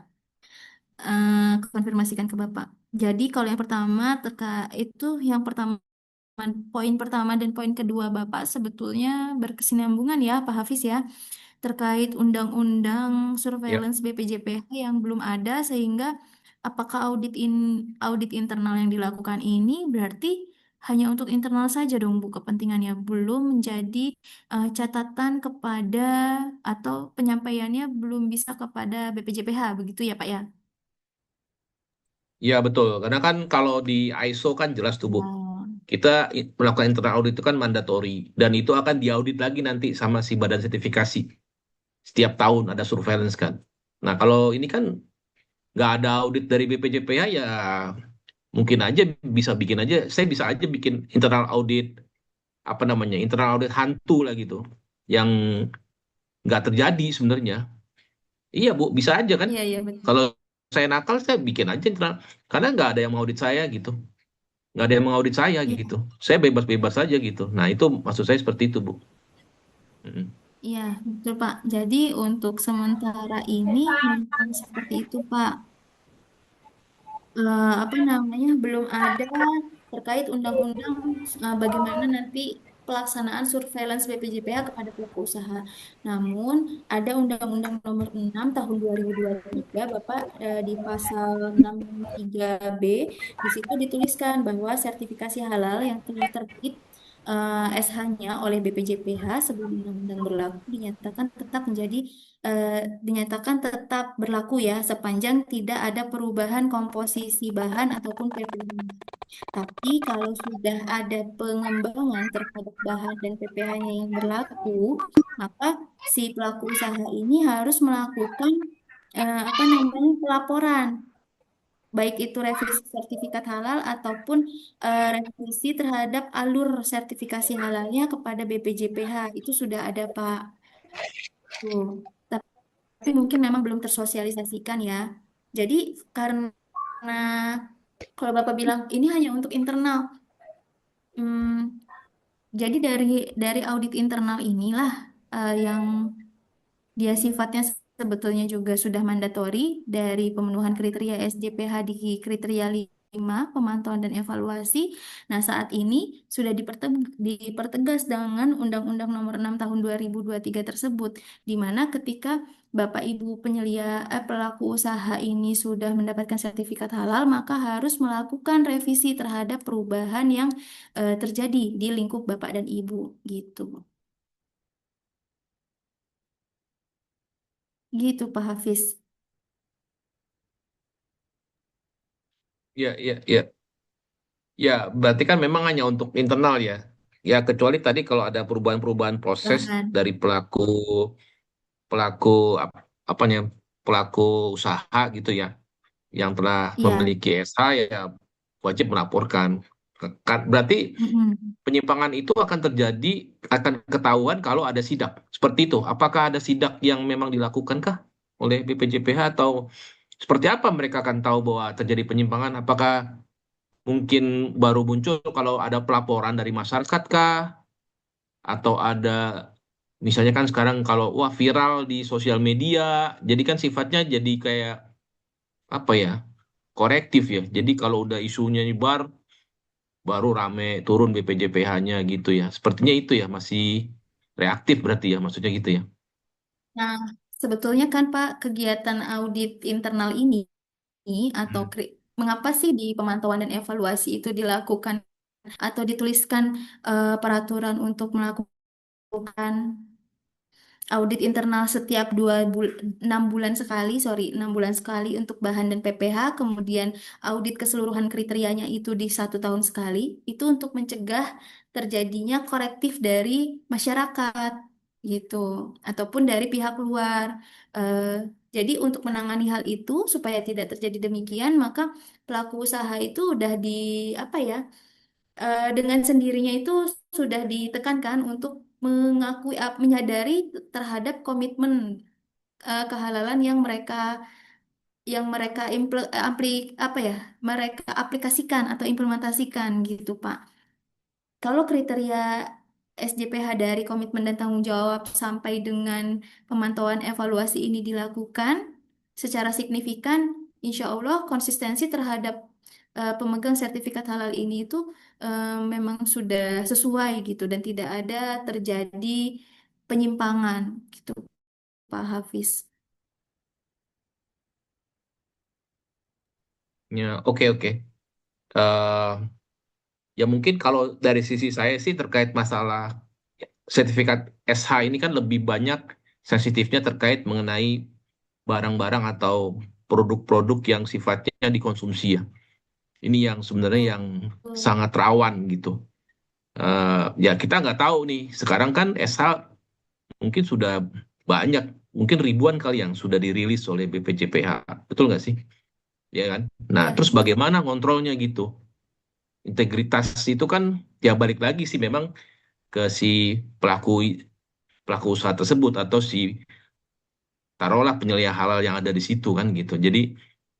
Ya jadi kontrol atau monitoring yang lebih luas lagi dalam arti yang sifatnya kayak sidak ataupun yang sifatnya memang apa ya namanya terkait masalah pelaku usaha yang memegang SA itu benar-benar dia integritasnya masih bisa dipercaya atau enggak ya itu yang memang belum ada ya mekanismenya ya. Cuma jadi lebih banyak pelaporannya sifatnya mandiri, proaktif gitu ya, ada perubahan-perubahan proses proaktif seperti itu ya. Oke, cukup Untuk nangkap saat sih. ini masih Hmm. seperti itu Pak. Mm-mm. Next rencananya Oke. memang akan balik lagi ke 4 tahun, Pak. Jadi nggak akan berlaku selamanya. Info dari BPJPH, next Hmm. entah dia akan ngeluarin PP-nya kapan, tapi nanti akan dibalikin ke 4 tahun. Nah, itu untuk mengukur bahwa si pelaku usaha itu konsisten atau tidak. Seperti itu sih, Pak.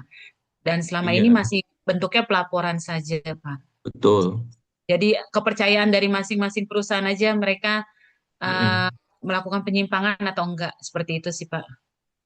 Iya, ya karena memang saya terus terang ideal sekali gitu proses Betul. dari mulai awal sampai sampai penjualan, sampai distribusi, sampai dikonsumsi itu semua proses ideal sekali gitu. Menurut saya itu sangat ideal. Dan ya saya nggak tahu ya, saya kan industri-industri yang memiliki ini kan, memiliki ESA ini kan, kita nggak ngomong industri besar aja ya, yang skala menengah ke bawah tuh banyak gitu. Nah ini yang rawan justru di situ, justru itu yang menurut saya ya, yang pelindungan konsumennya itu sendiri yang masih mungkin yang perlu ya jadi bahan lah diskusi selanjutnya lah Ya, gitu. jadi PR, Ya itu aja sih. jadi PR Hmm. PR BPJPK sih. bersama.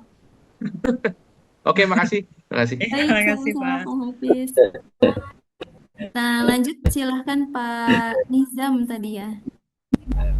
Terima Ya, kasih mungkin Bu Akupin atas kesempatannya. Ya, tadi saya mau nanya ini juga, tapi saya mau komen juga tadi ada bahwa dari selamanya menjadi 4 tahun lagi, mungkin selama ini di review mungkin banyak yang tidak memberikan laporan berkala kali ya, atau juga mungkin punya BPPJH punya strategi sendiri untuk 4 tahun diperpanjang kembali. Dengan demikian akan otomatis akan terangkat lagi data-data terbaru. Yang saya mau tanyakan ini, kalau audit internal itu kan sebenarnya kalau di perkantor mungkin seperti inspektorat kali ya, sebelum masuk tim audit datang, jadi di internal itu melakukan pembenahan, jangan terlalu yang sederhana pun sampai terkoreksi sama auditor. Kan sebenarnya kalau suatu pelaku usaha yang belum punya sertifikat halal, kan penyelenggaraan masuk nih, penyelenggaraan halal, kan mereka juga akan melakukan audit internal ya, bukan begitu ya Mbak Queen ya? Iya. Nah, dengan melakukan audit internal ini kan terus terang aja, kalau umpamanya yang diaudit itu pasti mungkin sistem kali ya. Kalau umpamanya benda halal, tidak halal itu udah saklek, memang nggak bisa ya. Tapi kalau masih ada prosedur yang masih bisa dikoreksi ya, di sini dikoreksinya. Nah, cuma yang saya mau tanyakan itu kira-kira berapa lama ya waktu melakukan audit internal itu ya? Apa tergantung banyaknya case yang diketemukan ya? Demikian Bu, makasih. Baik, terima kasih Pak Nizam. Kalau untuk penjadwalannya itu sesuai dengan peraturan, ada di 6 bulan sekali untuk bahan dan fasilitas produksinya Pak, sarana prasarananya, misalnya line produksi gitu ya, gitu 6 bulan sekali untuk bahan. Nah, kalau untuk keseluruhan baik dari mencakup 5 kriteria SJPH itu dan juga sistemnya, nah itu 1 tahun sekali Pak Nizam. Itu ditentukan oleh pelaku usahanya kapan mau dilakukan penjadwalan untuk audit internal tersebut, gitu Pak. Kalau waktu lamanya itu kan itu durasi pemeriksaannya ya, berarti setahun ada yang 2 kali, ada yang sekali, tergantung jenisnya. Kalau bahan itu dan itu fasilitas itu 6 bulan sekali, sedangkan sistemnya setahun sekali. Tapi kalau si auditor sendiri, dalam hal ini bukan auditor ya, maksud penyelidik halal ini kan dalam hal ini jadi sebagai ketua audit dan internalnya, itu umumnya secara online apa direct visit ke site-nya? Nah, direct visit ke lainnya itu dikoordinasikan juga Pak, kapan bisa dilakukannya. Misalnya ternyata misalnya Pak, kantor pusat itu ada di Jakarta, kemudian cabangnya ada di Balikpapan, kemudian ada di Riau, kemudian ada yang di Bali atau Denpasar gitu ya. Dalam 3 lokasi cabang ini kan tidak mungkin diaudit dalam 1 hari yang sama ya Pak ya. Iya. Nah, penentuan terhadap hari audit itu juga ditentukan dengan misalnya jarak waktu tempuhnya, kemudian SDM-nya sudah siap atau belum, kemudian juga metode audit yang akan digunakannya gitu Pak.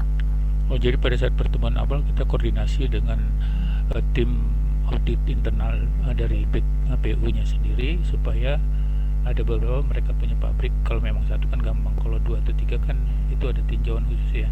Dan Betul. itu semua biasa dibebankan oleh ke pelaku usaha untuk pembiayaan itu udah masuk dalam yang membiayain siapa ya kalau kayak gitu ya? pelaku usahanya seharusnya, karena kan sebetulnya sudah menjadi tupoksi dari penyelia halal itu sendiri. Oh, oke. Iya. Karena Iya, penyelia baik. halal ini sebetulnya seharusnya adalah pihak internal dari pelaku usaha gitu, Pak. Oh, ya kalau umpamanya dia pakai banyak, dia belum punya penyelia halal kan dia otomatis dia memakai penyelia halal luar itu ya. Bisa kan itu ya? Iya, bisa, dan itu tetap pengawasan itu tetap harus dikoordinasikan. Makanya eh, memang belum ada undang-undang yang mengatur berapa minimal atau maksimal dari penyedia halal ini bisa menjadi pengawas di salah satu pelaku usaha gitu ya. Di beberapa pelaku usaha itu belum belum ada undang-undang secara resminya menetapkan hal itu. Tapi setidaknya kita sebagai penyelia halal bisa memposisikan diri bahwa oh saya ada di Bekasi. Kira-kira saya mampu nggak untuk mengawasi secara melekat 24 jam yang ada di area Bali Oh, oke. Ya, gitu. jadi per region ya kalau daerah. Iya, Baik, baik Bu. Terima kasih Bu. Dilanjut sama-sama lagi. Pak Makasih. Nizam. Ya, dengan senang hati. Silakan Pak Ian, Pak Dian Kanugrahan. Ya Bu, untuk pelaku usaha kecil ya, kan Mm-mm. memang ada beberapa bagian memang dirangkap langsung oleh pemilik, misalnya terutama biasanya yang bagian yang berhubungan dengan uang ya, misalnya pembelian, terus penagihan juga. Nah, sementara pemilik juga ini seorang penyelia halal gitu. Jadi Mm-mm. yang tidak dihandle langsung itu untuk bagian pembuatannya atau bagian produksinya. Nah, itu untuk melakukan audit internal untuk bagian pembelian, audit internal bagian penagihan misalnya ya. Itu kan berarti dia seperti mengaudit dirinya sendiri. Nah, itu bagaimana caranya. Yang kedua untuk perusahaan yang kecil ya atau mikro, kalau prosesnya kan sederhana, Bu. Nah, itu apakah perlu SOP atau cukup dengan IK saja untuk pengadaan barang atau untuk prosesnya? Ya, Oke. itu dari saya, Bu. Terima kasih Pak Dian. Ya, kalau untuk penyelia halal di UMKM memang kebanyakan penyelia adalah pemiliknya. Nah, untuk proses auditnya em, biasanya sih UMKM itu akan melibatkan anggota keluarga gitu ya Pak ya dalam proses produksinya. Kalau belum apa ya namanya? Belum bisa memberdayakan mungkin masyarakat sekitar atau mencari bantuan kepada orang lain ya yang direkrut menjadi personil untuk produksi tersebut gitu kan ya Pak. Nah, itu bisa apa ya namanya meminta bantuan kepada anggota keluarganya misalnya anaknya atau suaminya dia bertanggung jawab di bagian apa sih anak ini misalnya anaknya yang menghandle terkait pengemasan kemudian suaminya membantu distribusinya kemudian nanti ada keponakannya nih biasanya di bagian produksi. Nah, itu nanti si pemiliknya yang selaku penyedia halal ini, misalnya ibunya yang ditugasi menjadi atau dicatatlah menjadi owner atau pemiliknya itu, maka beliaulah nantinya yang akan mengaudit terkait di bagian produksi yang keponakannya. Kemudian nanti dia akan mengaudit atau mengawasi terkait anaknya bagaimana cara proses packingnya sudah sesuai dengan kriteria halalnya atau belum. Kemudian suaminya di bagian distribusinya seperti apa sudah sesuai belum dengan kriterianya gitu, Pak. Intinya sih harus orang lain ya yang diaudit ya. Iya, Pak. Kalau untuk yang kedua, Bu, yang misalnya penyederhanaan proses ya, misalnya karena misalnya kita punya alat produksi cuma satu gitu ya, Mm-mm. sehingga apa boleh langsung dibuatin IK tanpa perlu SOP gitu. Boleh, Pak. Kalau mikro itu boleh. Lingkupnya mikro tuh masih boleh, Pak. Mikro Oh, nggak kecil perlu. itu IK, dengan IK aja boleh, dengan sederhana. Ya, kalau yang kecil, Bu, Nah, kecil ini tergantung apakah kecilnya sudah mau update ke menengah atau dari kecilnya ini karena dari mikro. Kalau dia dari mikro, ya perlahan-lahan nanti Bapak bisa bantu untuk menyusunkan itu gitu. oke deh, makasih Bu ya. Ya, sama-sama Pak Dian. Baik, Bapak dan Ibu, masih ada waktu kurang lebih 30 menit lagi kita bahas terkait tugas ya.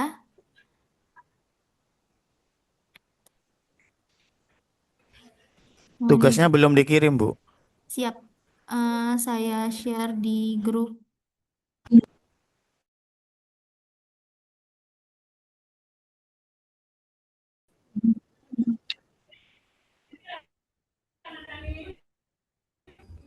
Silahkan Bapak Ibu download dulu tugasnya.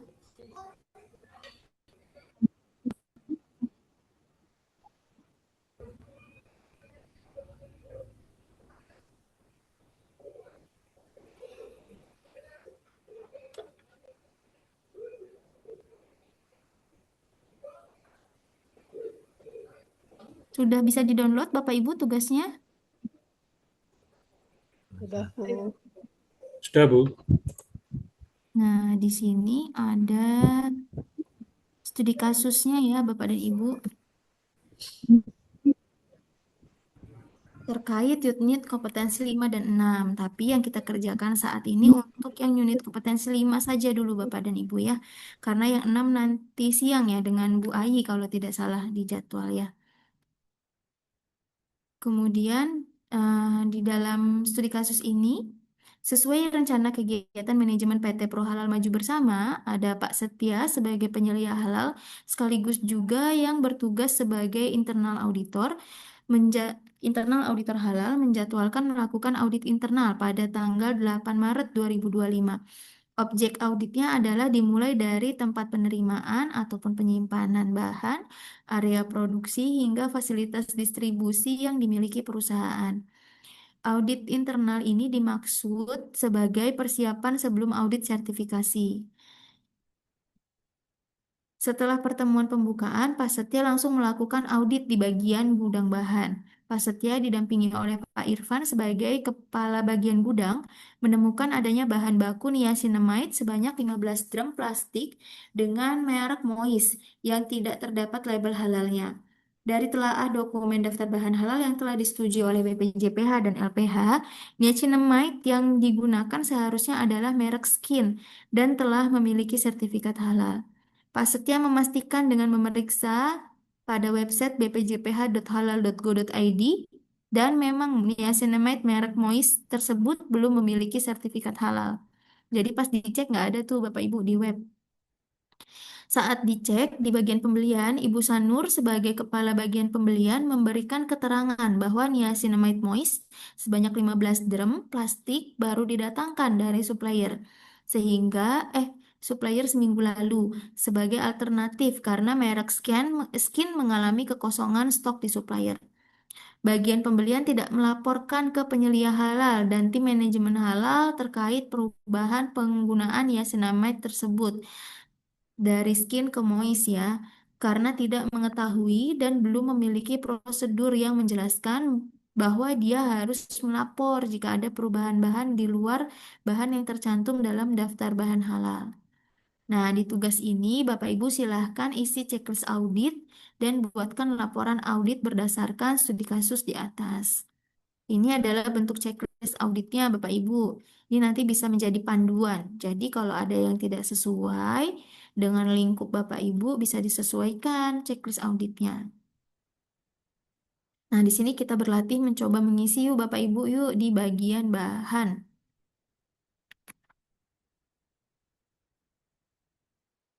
Nah, eh, apakah bahan yang digunakan sudah bersertifikat halal, kecuali bahan yang termasuk dalam kategori bahan yang dikecualikan dari kewajiban bersertifikat halal sesuai dengan ketentuan peraturan perundangan?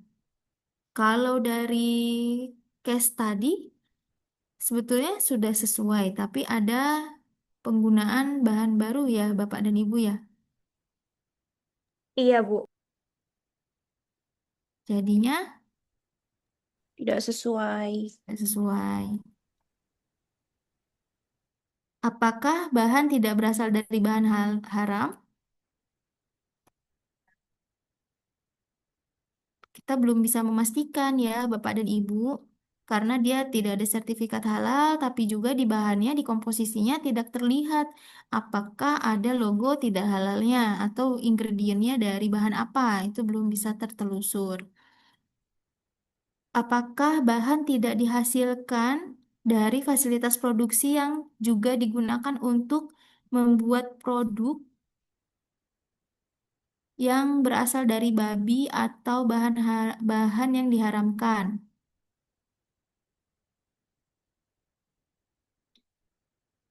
Bahan tidak dihasilkan dari fasilitas produksi yang juga digunakan untuk membuat produk. Nah, kita tidak tahu nih ya, dan ini kita Nggak tahu, nggak kita tahu ada, nggak ada informasinya itu. kita juga tidak melihat ke ininya ya, produsennya ya, maka ini tidak relevan.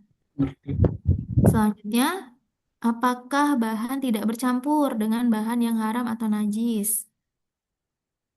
Kita tahu.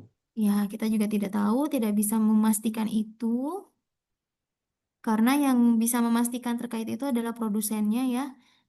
Kemudian, apakah bahan yang berasal dari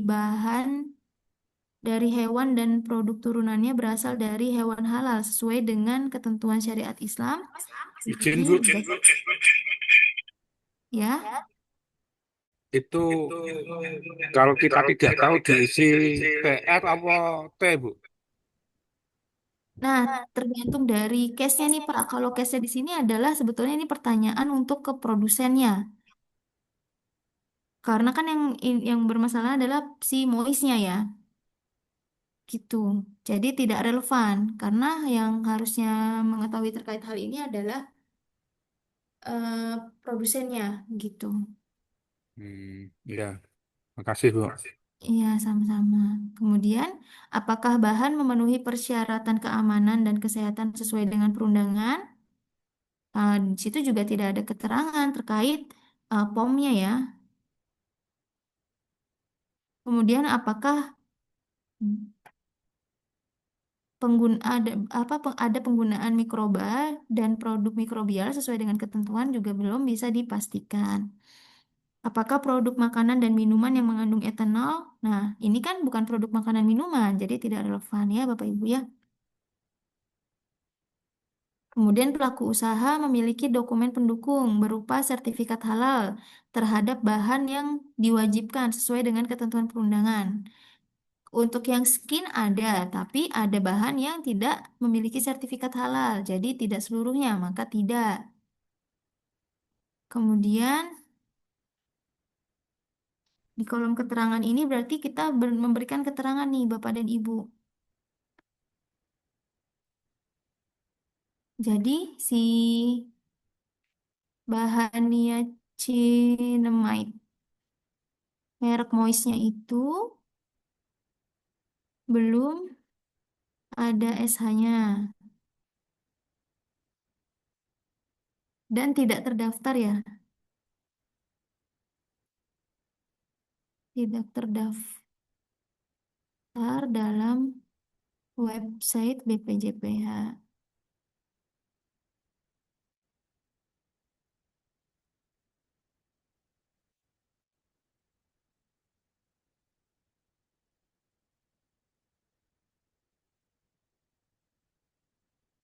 Kemudian bahannya berasal dari bahan haram.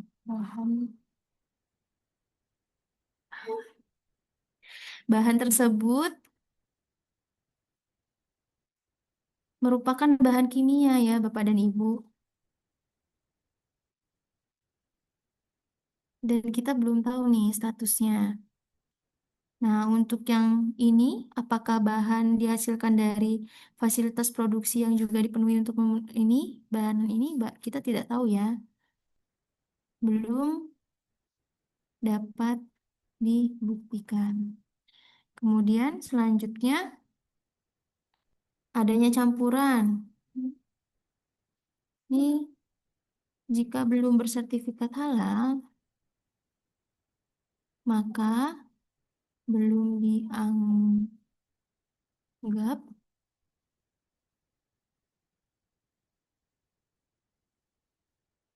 dianggap aman, sehat,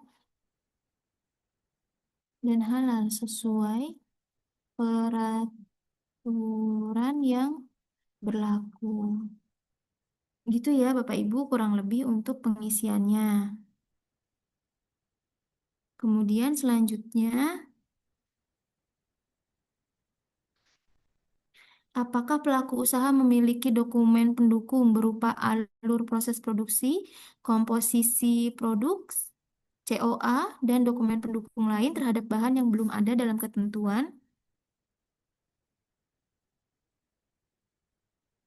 yang wajib bersertifikat halal atau bahan yang dikecualikan dari kewajiban bersertifikat halal. Kira-kira sudah ada belum Bapak dan Ibu dokumen pendukungnya terhadap bahan tersebut?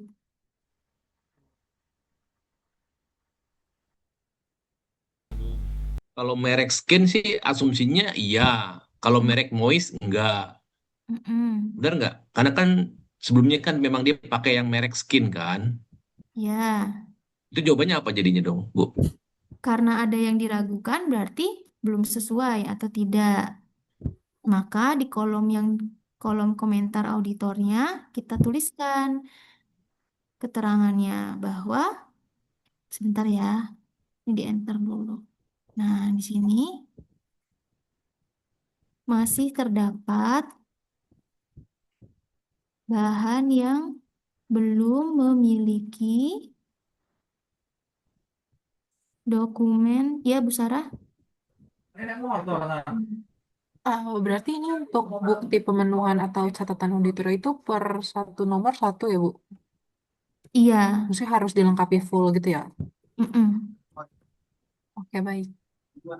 Nah, sebetulnya seperti itu, Bu. Kalau untuk pelatihan ini kita coba di kriteria bahan dulu aja ya, karena ini kan pelatihan waktunya singkat gitu ya. Dokumen berupa SH ataupun dokumen lain. Kemudian yang ini pelaku usaha menjamin keabsahan dokumen pendukung meliputi masa berlaku ini. Nah, ini berarti iya untuk yang skin. Kalau yang satunya belum. Kita jelaskan saja di sini bahwa untuk bahan skin niacinamide-nya sudah ber-SH. Namun untuk moist belum. Belum ada absah dokumen. Itu ya Bapak Ibu. Kemudian, apakah bahan dengan sertifikat halal luar negeri sudah diregistrasikan kepada BPJPH? Nah, di sini tidak ada tuh bahan yang bersertifikat halal luar negeri. Maka bisa kita tuliskan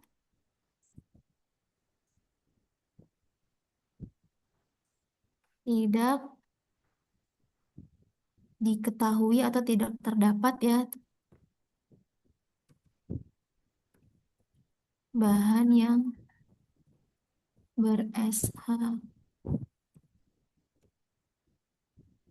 Nah, seperti ini. Kemudian setelah checklist bahan ini kita lakukan pengerjaannya, sebetulnya kalau nanti Bapak Ibu jadi penyelia halal sungguhan di lapangan, ya ini kriteria 1 sampai dengan 5 harus diisikan ya Bapak Ibu, karena ini pelatihan kita bikin simulasinya aja. Selanjutnya di sini Bapak Ibu. Nah, jangan lupa nanti dituliskan ya tempat tanggal bulan tahunnya, pembuatannya. Nah, Bapak Ibu nanti bisa tuliskan nama auditornya tadi, berarti Pak Sodik, Sodik. Pak Setia. Pak Setia. Sodik lagi. Nah, nanti diberikan tanda tangannya di sini ya, Bapak Ibu. Auditinya adalah Pak Irfan ya. Nah, kenapa mereka melakukan audit ini?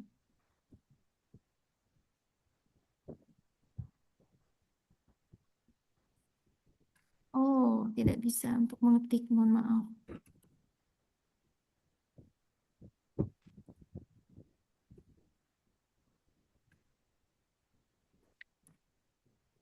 Ini auditornya Pak Setia. Bapak Ibu kalau mau mencantumkan nomor dokumen boleh ya. Misalnya ini ternyata temuan 1 terhadap kriteria Audit internal kriteria berapa tadi? Bahan ya.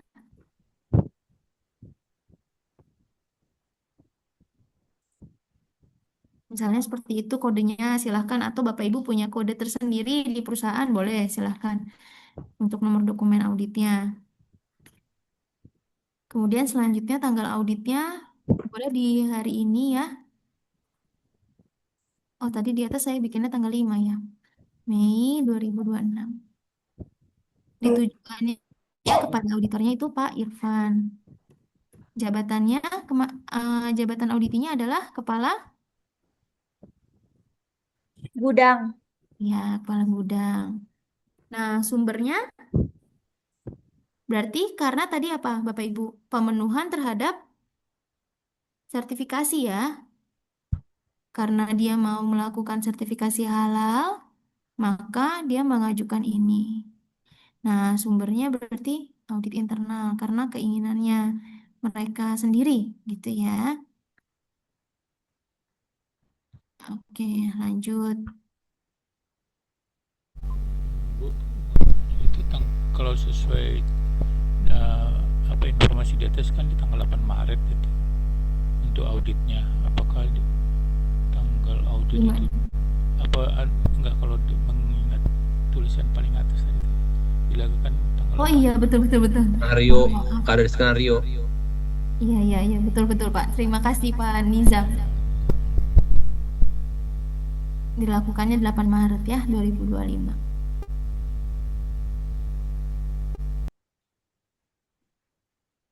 Oke.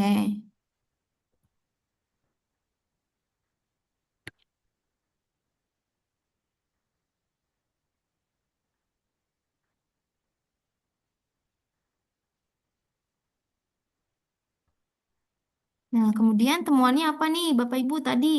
Karena adanya, Bahan baku yang tidak ada sertifikat halalnya, Bu. Yang niasi merek.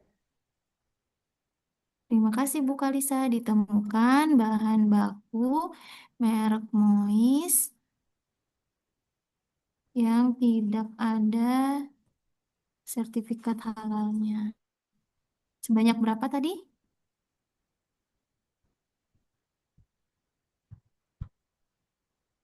15 kilogram. 15 drum plastik. 15 drum. Iya. Oke, selanjutnya buktinya bahwa niacinamide merek Moisnya tidak terdapat dalam daftar bahan tidak terdapat dalam daftar website BPJPH. Harusnya kecil nih, bpjph.halal.go.id. Lokasinya ada di mana Bapak Ibu? Di gudang bahan ya tadi ya. Kemudian referensinya yaitu kriteria SJPH-nya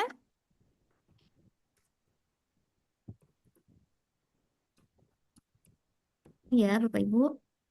Nah, nanti jangan lupa ketika sudah ini di ACC oleh auditinya, maka auditinya tanda tangan di kolom diterima PIC ini ya. Kemudian yang membuat siapa? Yang membuat auditornya. Kemudian selanjutnya akar penyebab permasalahannya karena apa? Niacinamide skin Salah order. yang kosong. Mbak Afin itu U6. Oh iya, mohon maaf. Berarti sudah sampai sini ya. Oke, nah seperti itu ya Bapak Ibu, kurang lebihnya nanti kita lanjutkan pengisiannya dengan unit kompetensi yang 6 karena ini adalah bentuk dari kaji ulang manajemen ya Bu Ayi ya. Adanya Iya. analisis akar penyebabnya, kemudian tindakan perbaikan dan pencegahan yang harus dilakukan oleh Bapak dan Ibu. Seperti itu. Nanti kalau sudah tugas ini dikirim di tugas 3. dalam si Pak Ibu.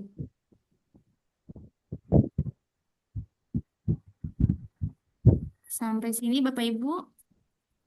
Ini jangan diupload dulu Bapak dan Ibu karena ini gabung dengan unit kompetensi yang ke-6. Diuploadnya nanti setelah unit kompetensi yang ke-6 ya Bapak dan Ibu.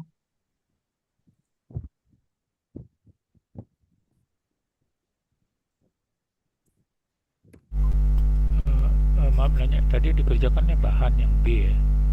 Kalau yang A-nya itu Iya itu Pak. nanti unit kompetensi 6 atau memang masuk yang 5? Satu aja di bagian bahan aja Pak, sebagai simulasi. yang B aja ya. Iya baik, makasih. Informasinya nggak cukup kayaknya.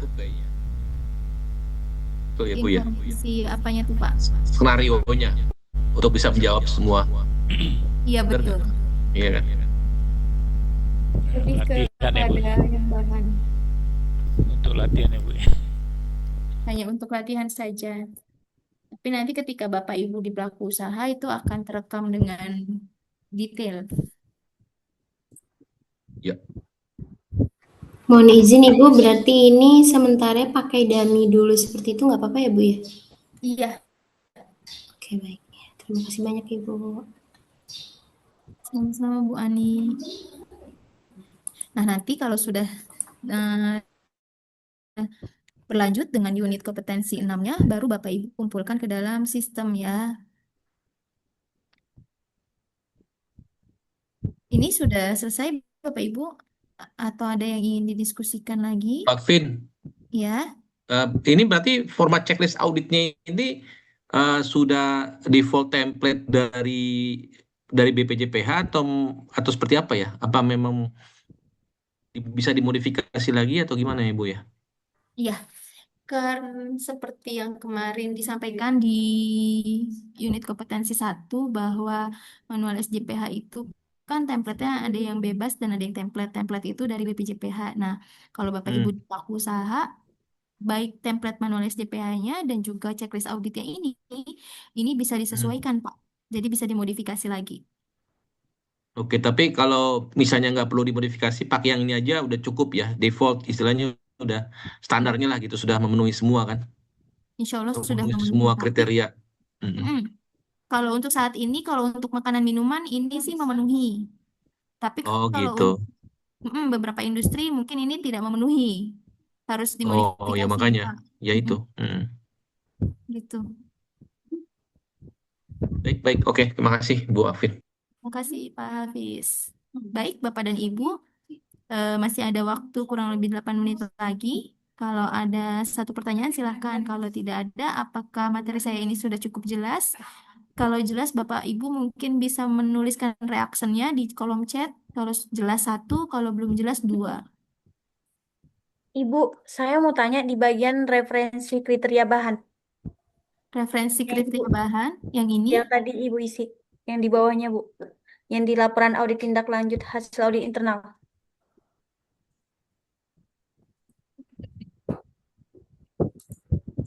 Ini? Bawahnya lagi Bu. Ini. Oh, laporan auditnya ya? Ya. Oke.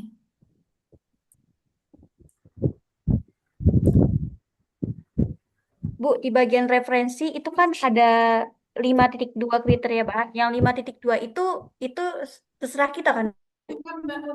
Itu gimana? Yang 5.2 itu maksudnya apa ya, Bu? 5.2 kriteria bahan. Oh, ini kemarin itu kan kalau di materi SJPH-nya Bu Dewi itu ada Bu yang tiket kaban itu ada apa namanya skemanya tuh Bu. Nah, kalau waktunya selalu untuk ya. Ya dah.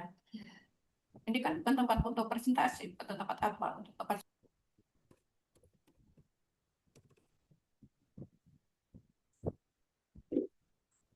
Nah, ini untuk skemanya ini bisa Ibu cek di Kepkaban. Jadi nanti ini sebetulnya kalau di Kepkaban itu 5.B gitu ya Bu ya. Oke, baik Bu. Baik Bapak dan Ibu, karena saya lihat di kolom reaction sudah cukup jelas semuanya. Mohon izin untuk materi ini saya akhiri sampai di sini. Mohon maaf jika ada kesalahan ataupun kekurangan dalam penyampaian di materi ini. Semoga kita bisa menjadi penyelia halal yang berintegritas dan juga kompeten. Terima kasih Ibu dan Bapak. Assalamualaikum warahmatullahi wabarakatuh.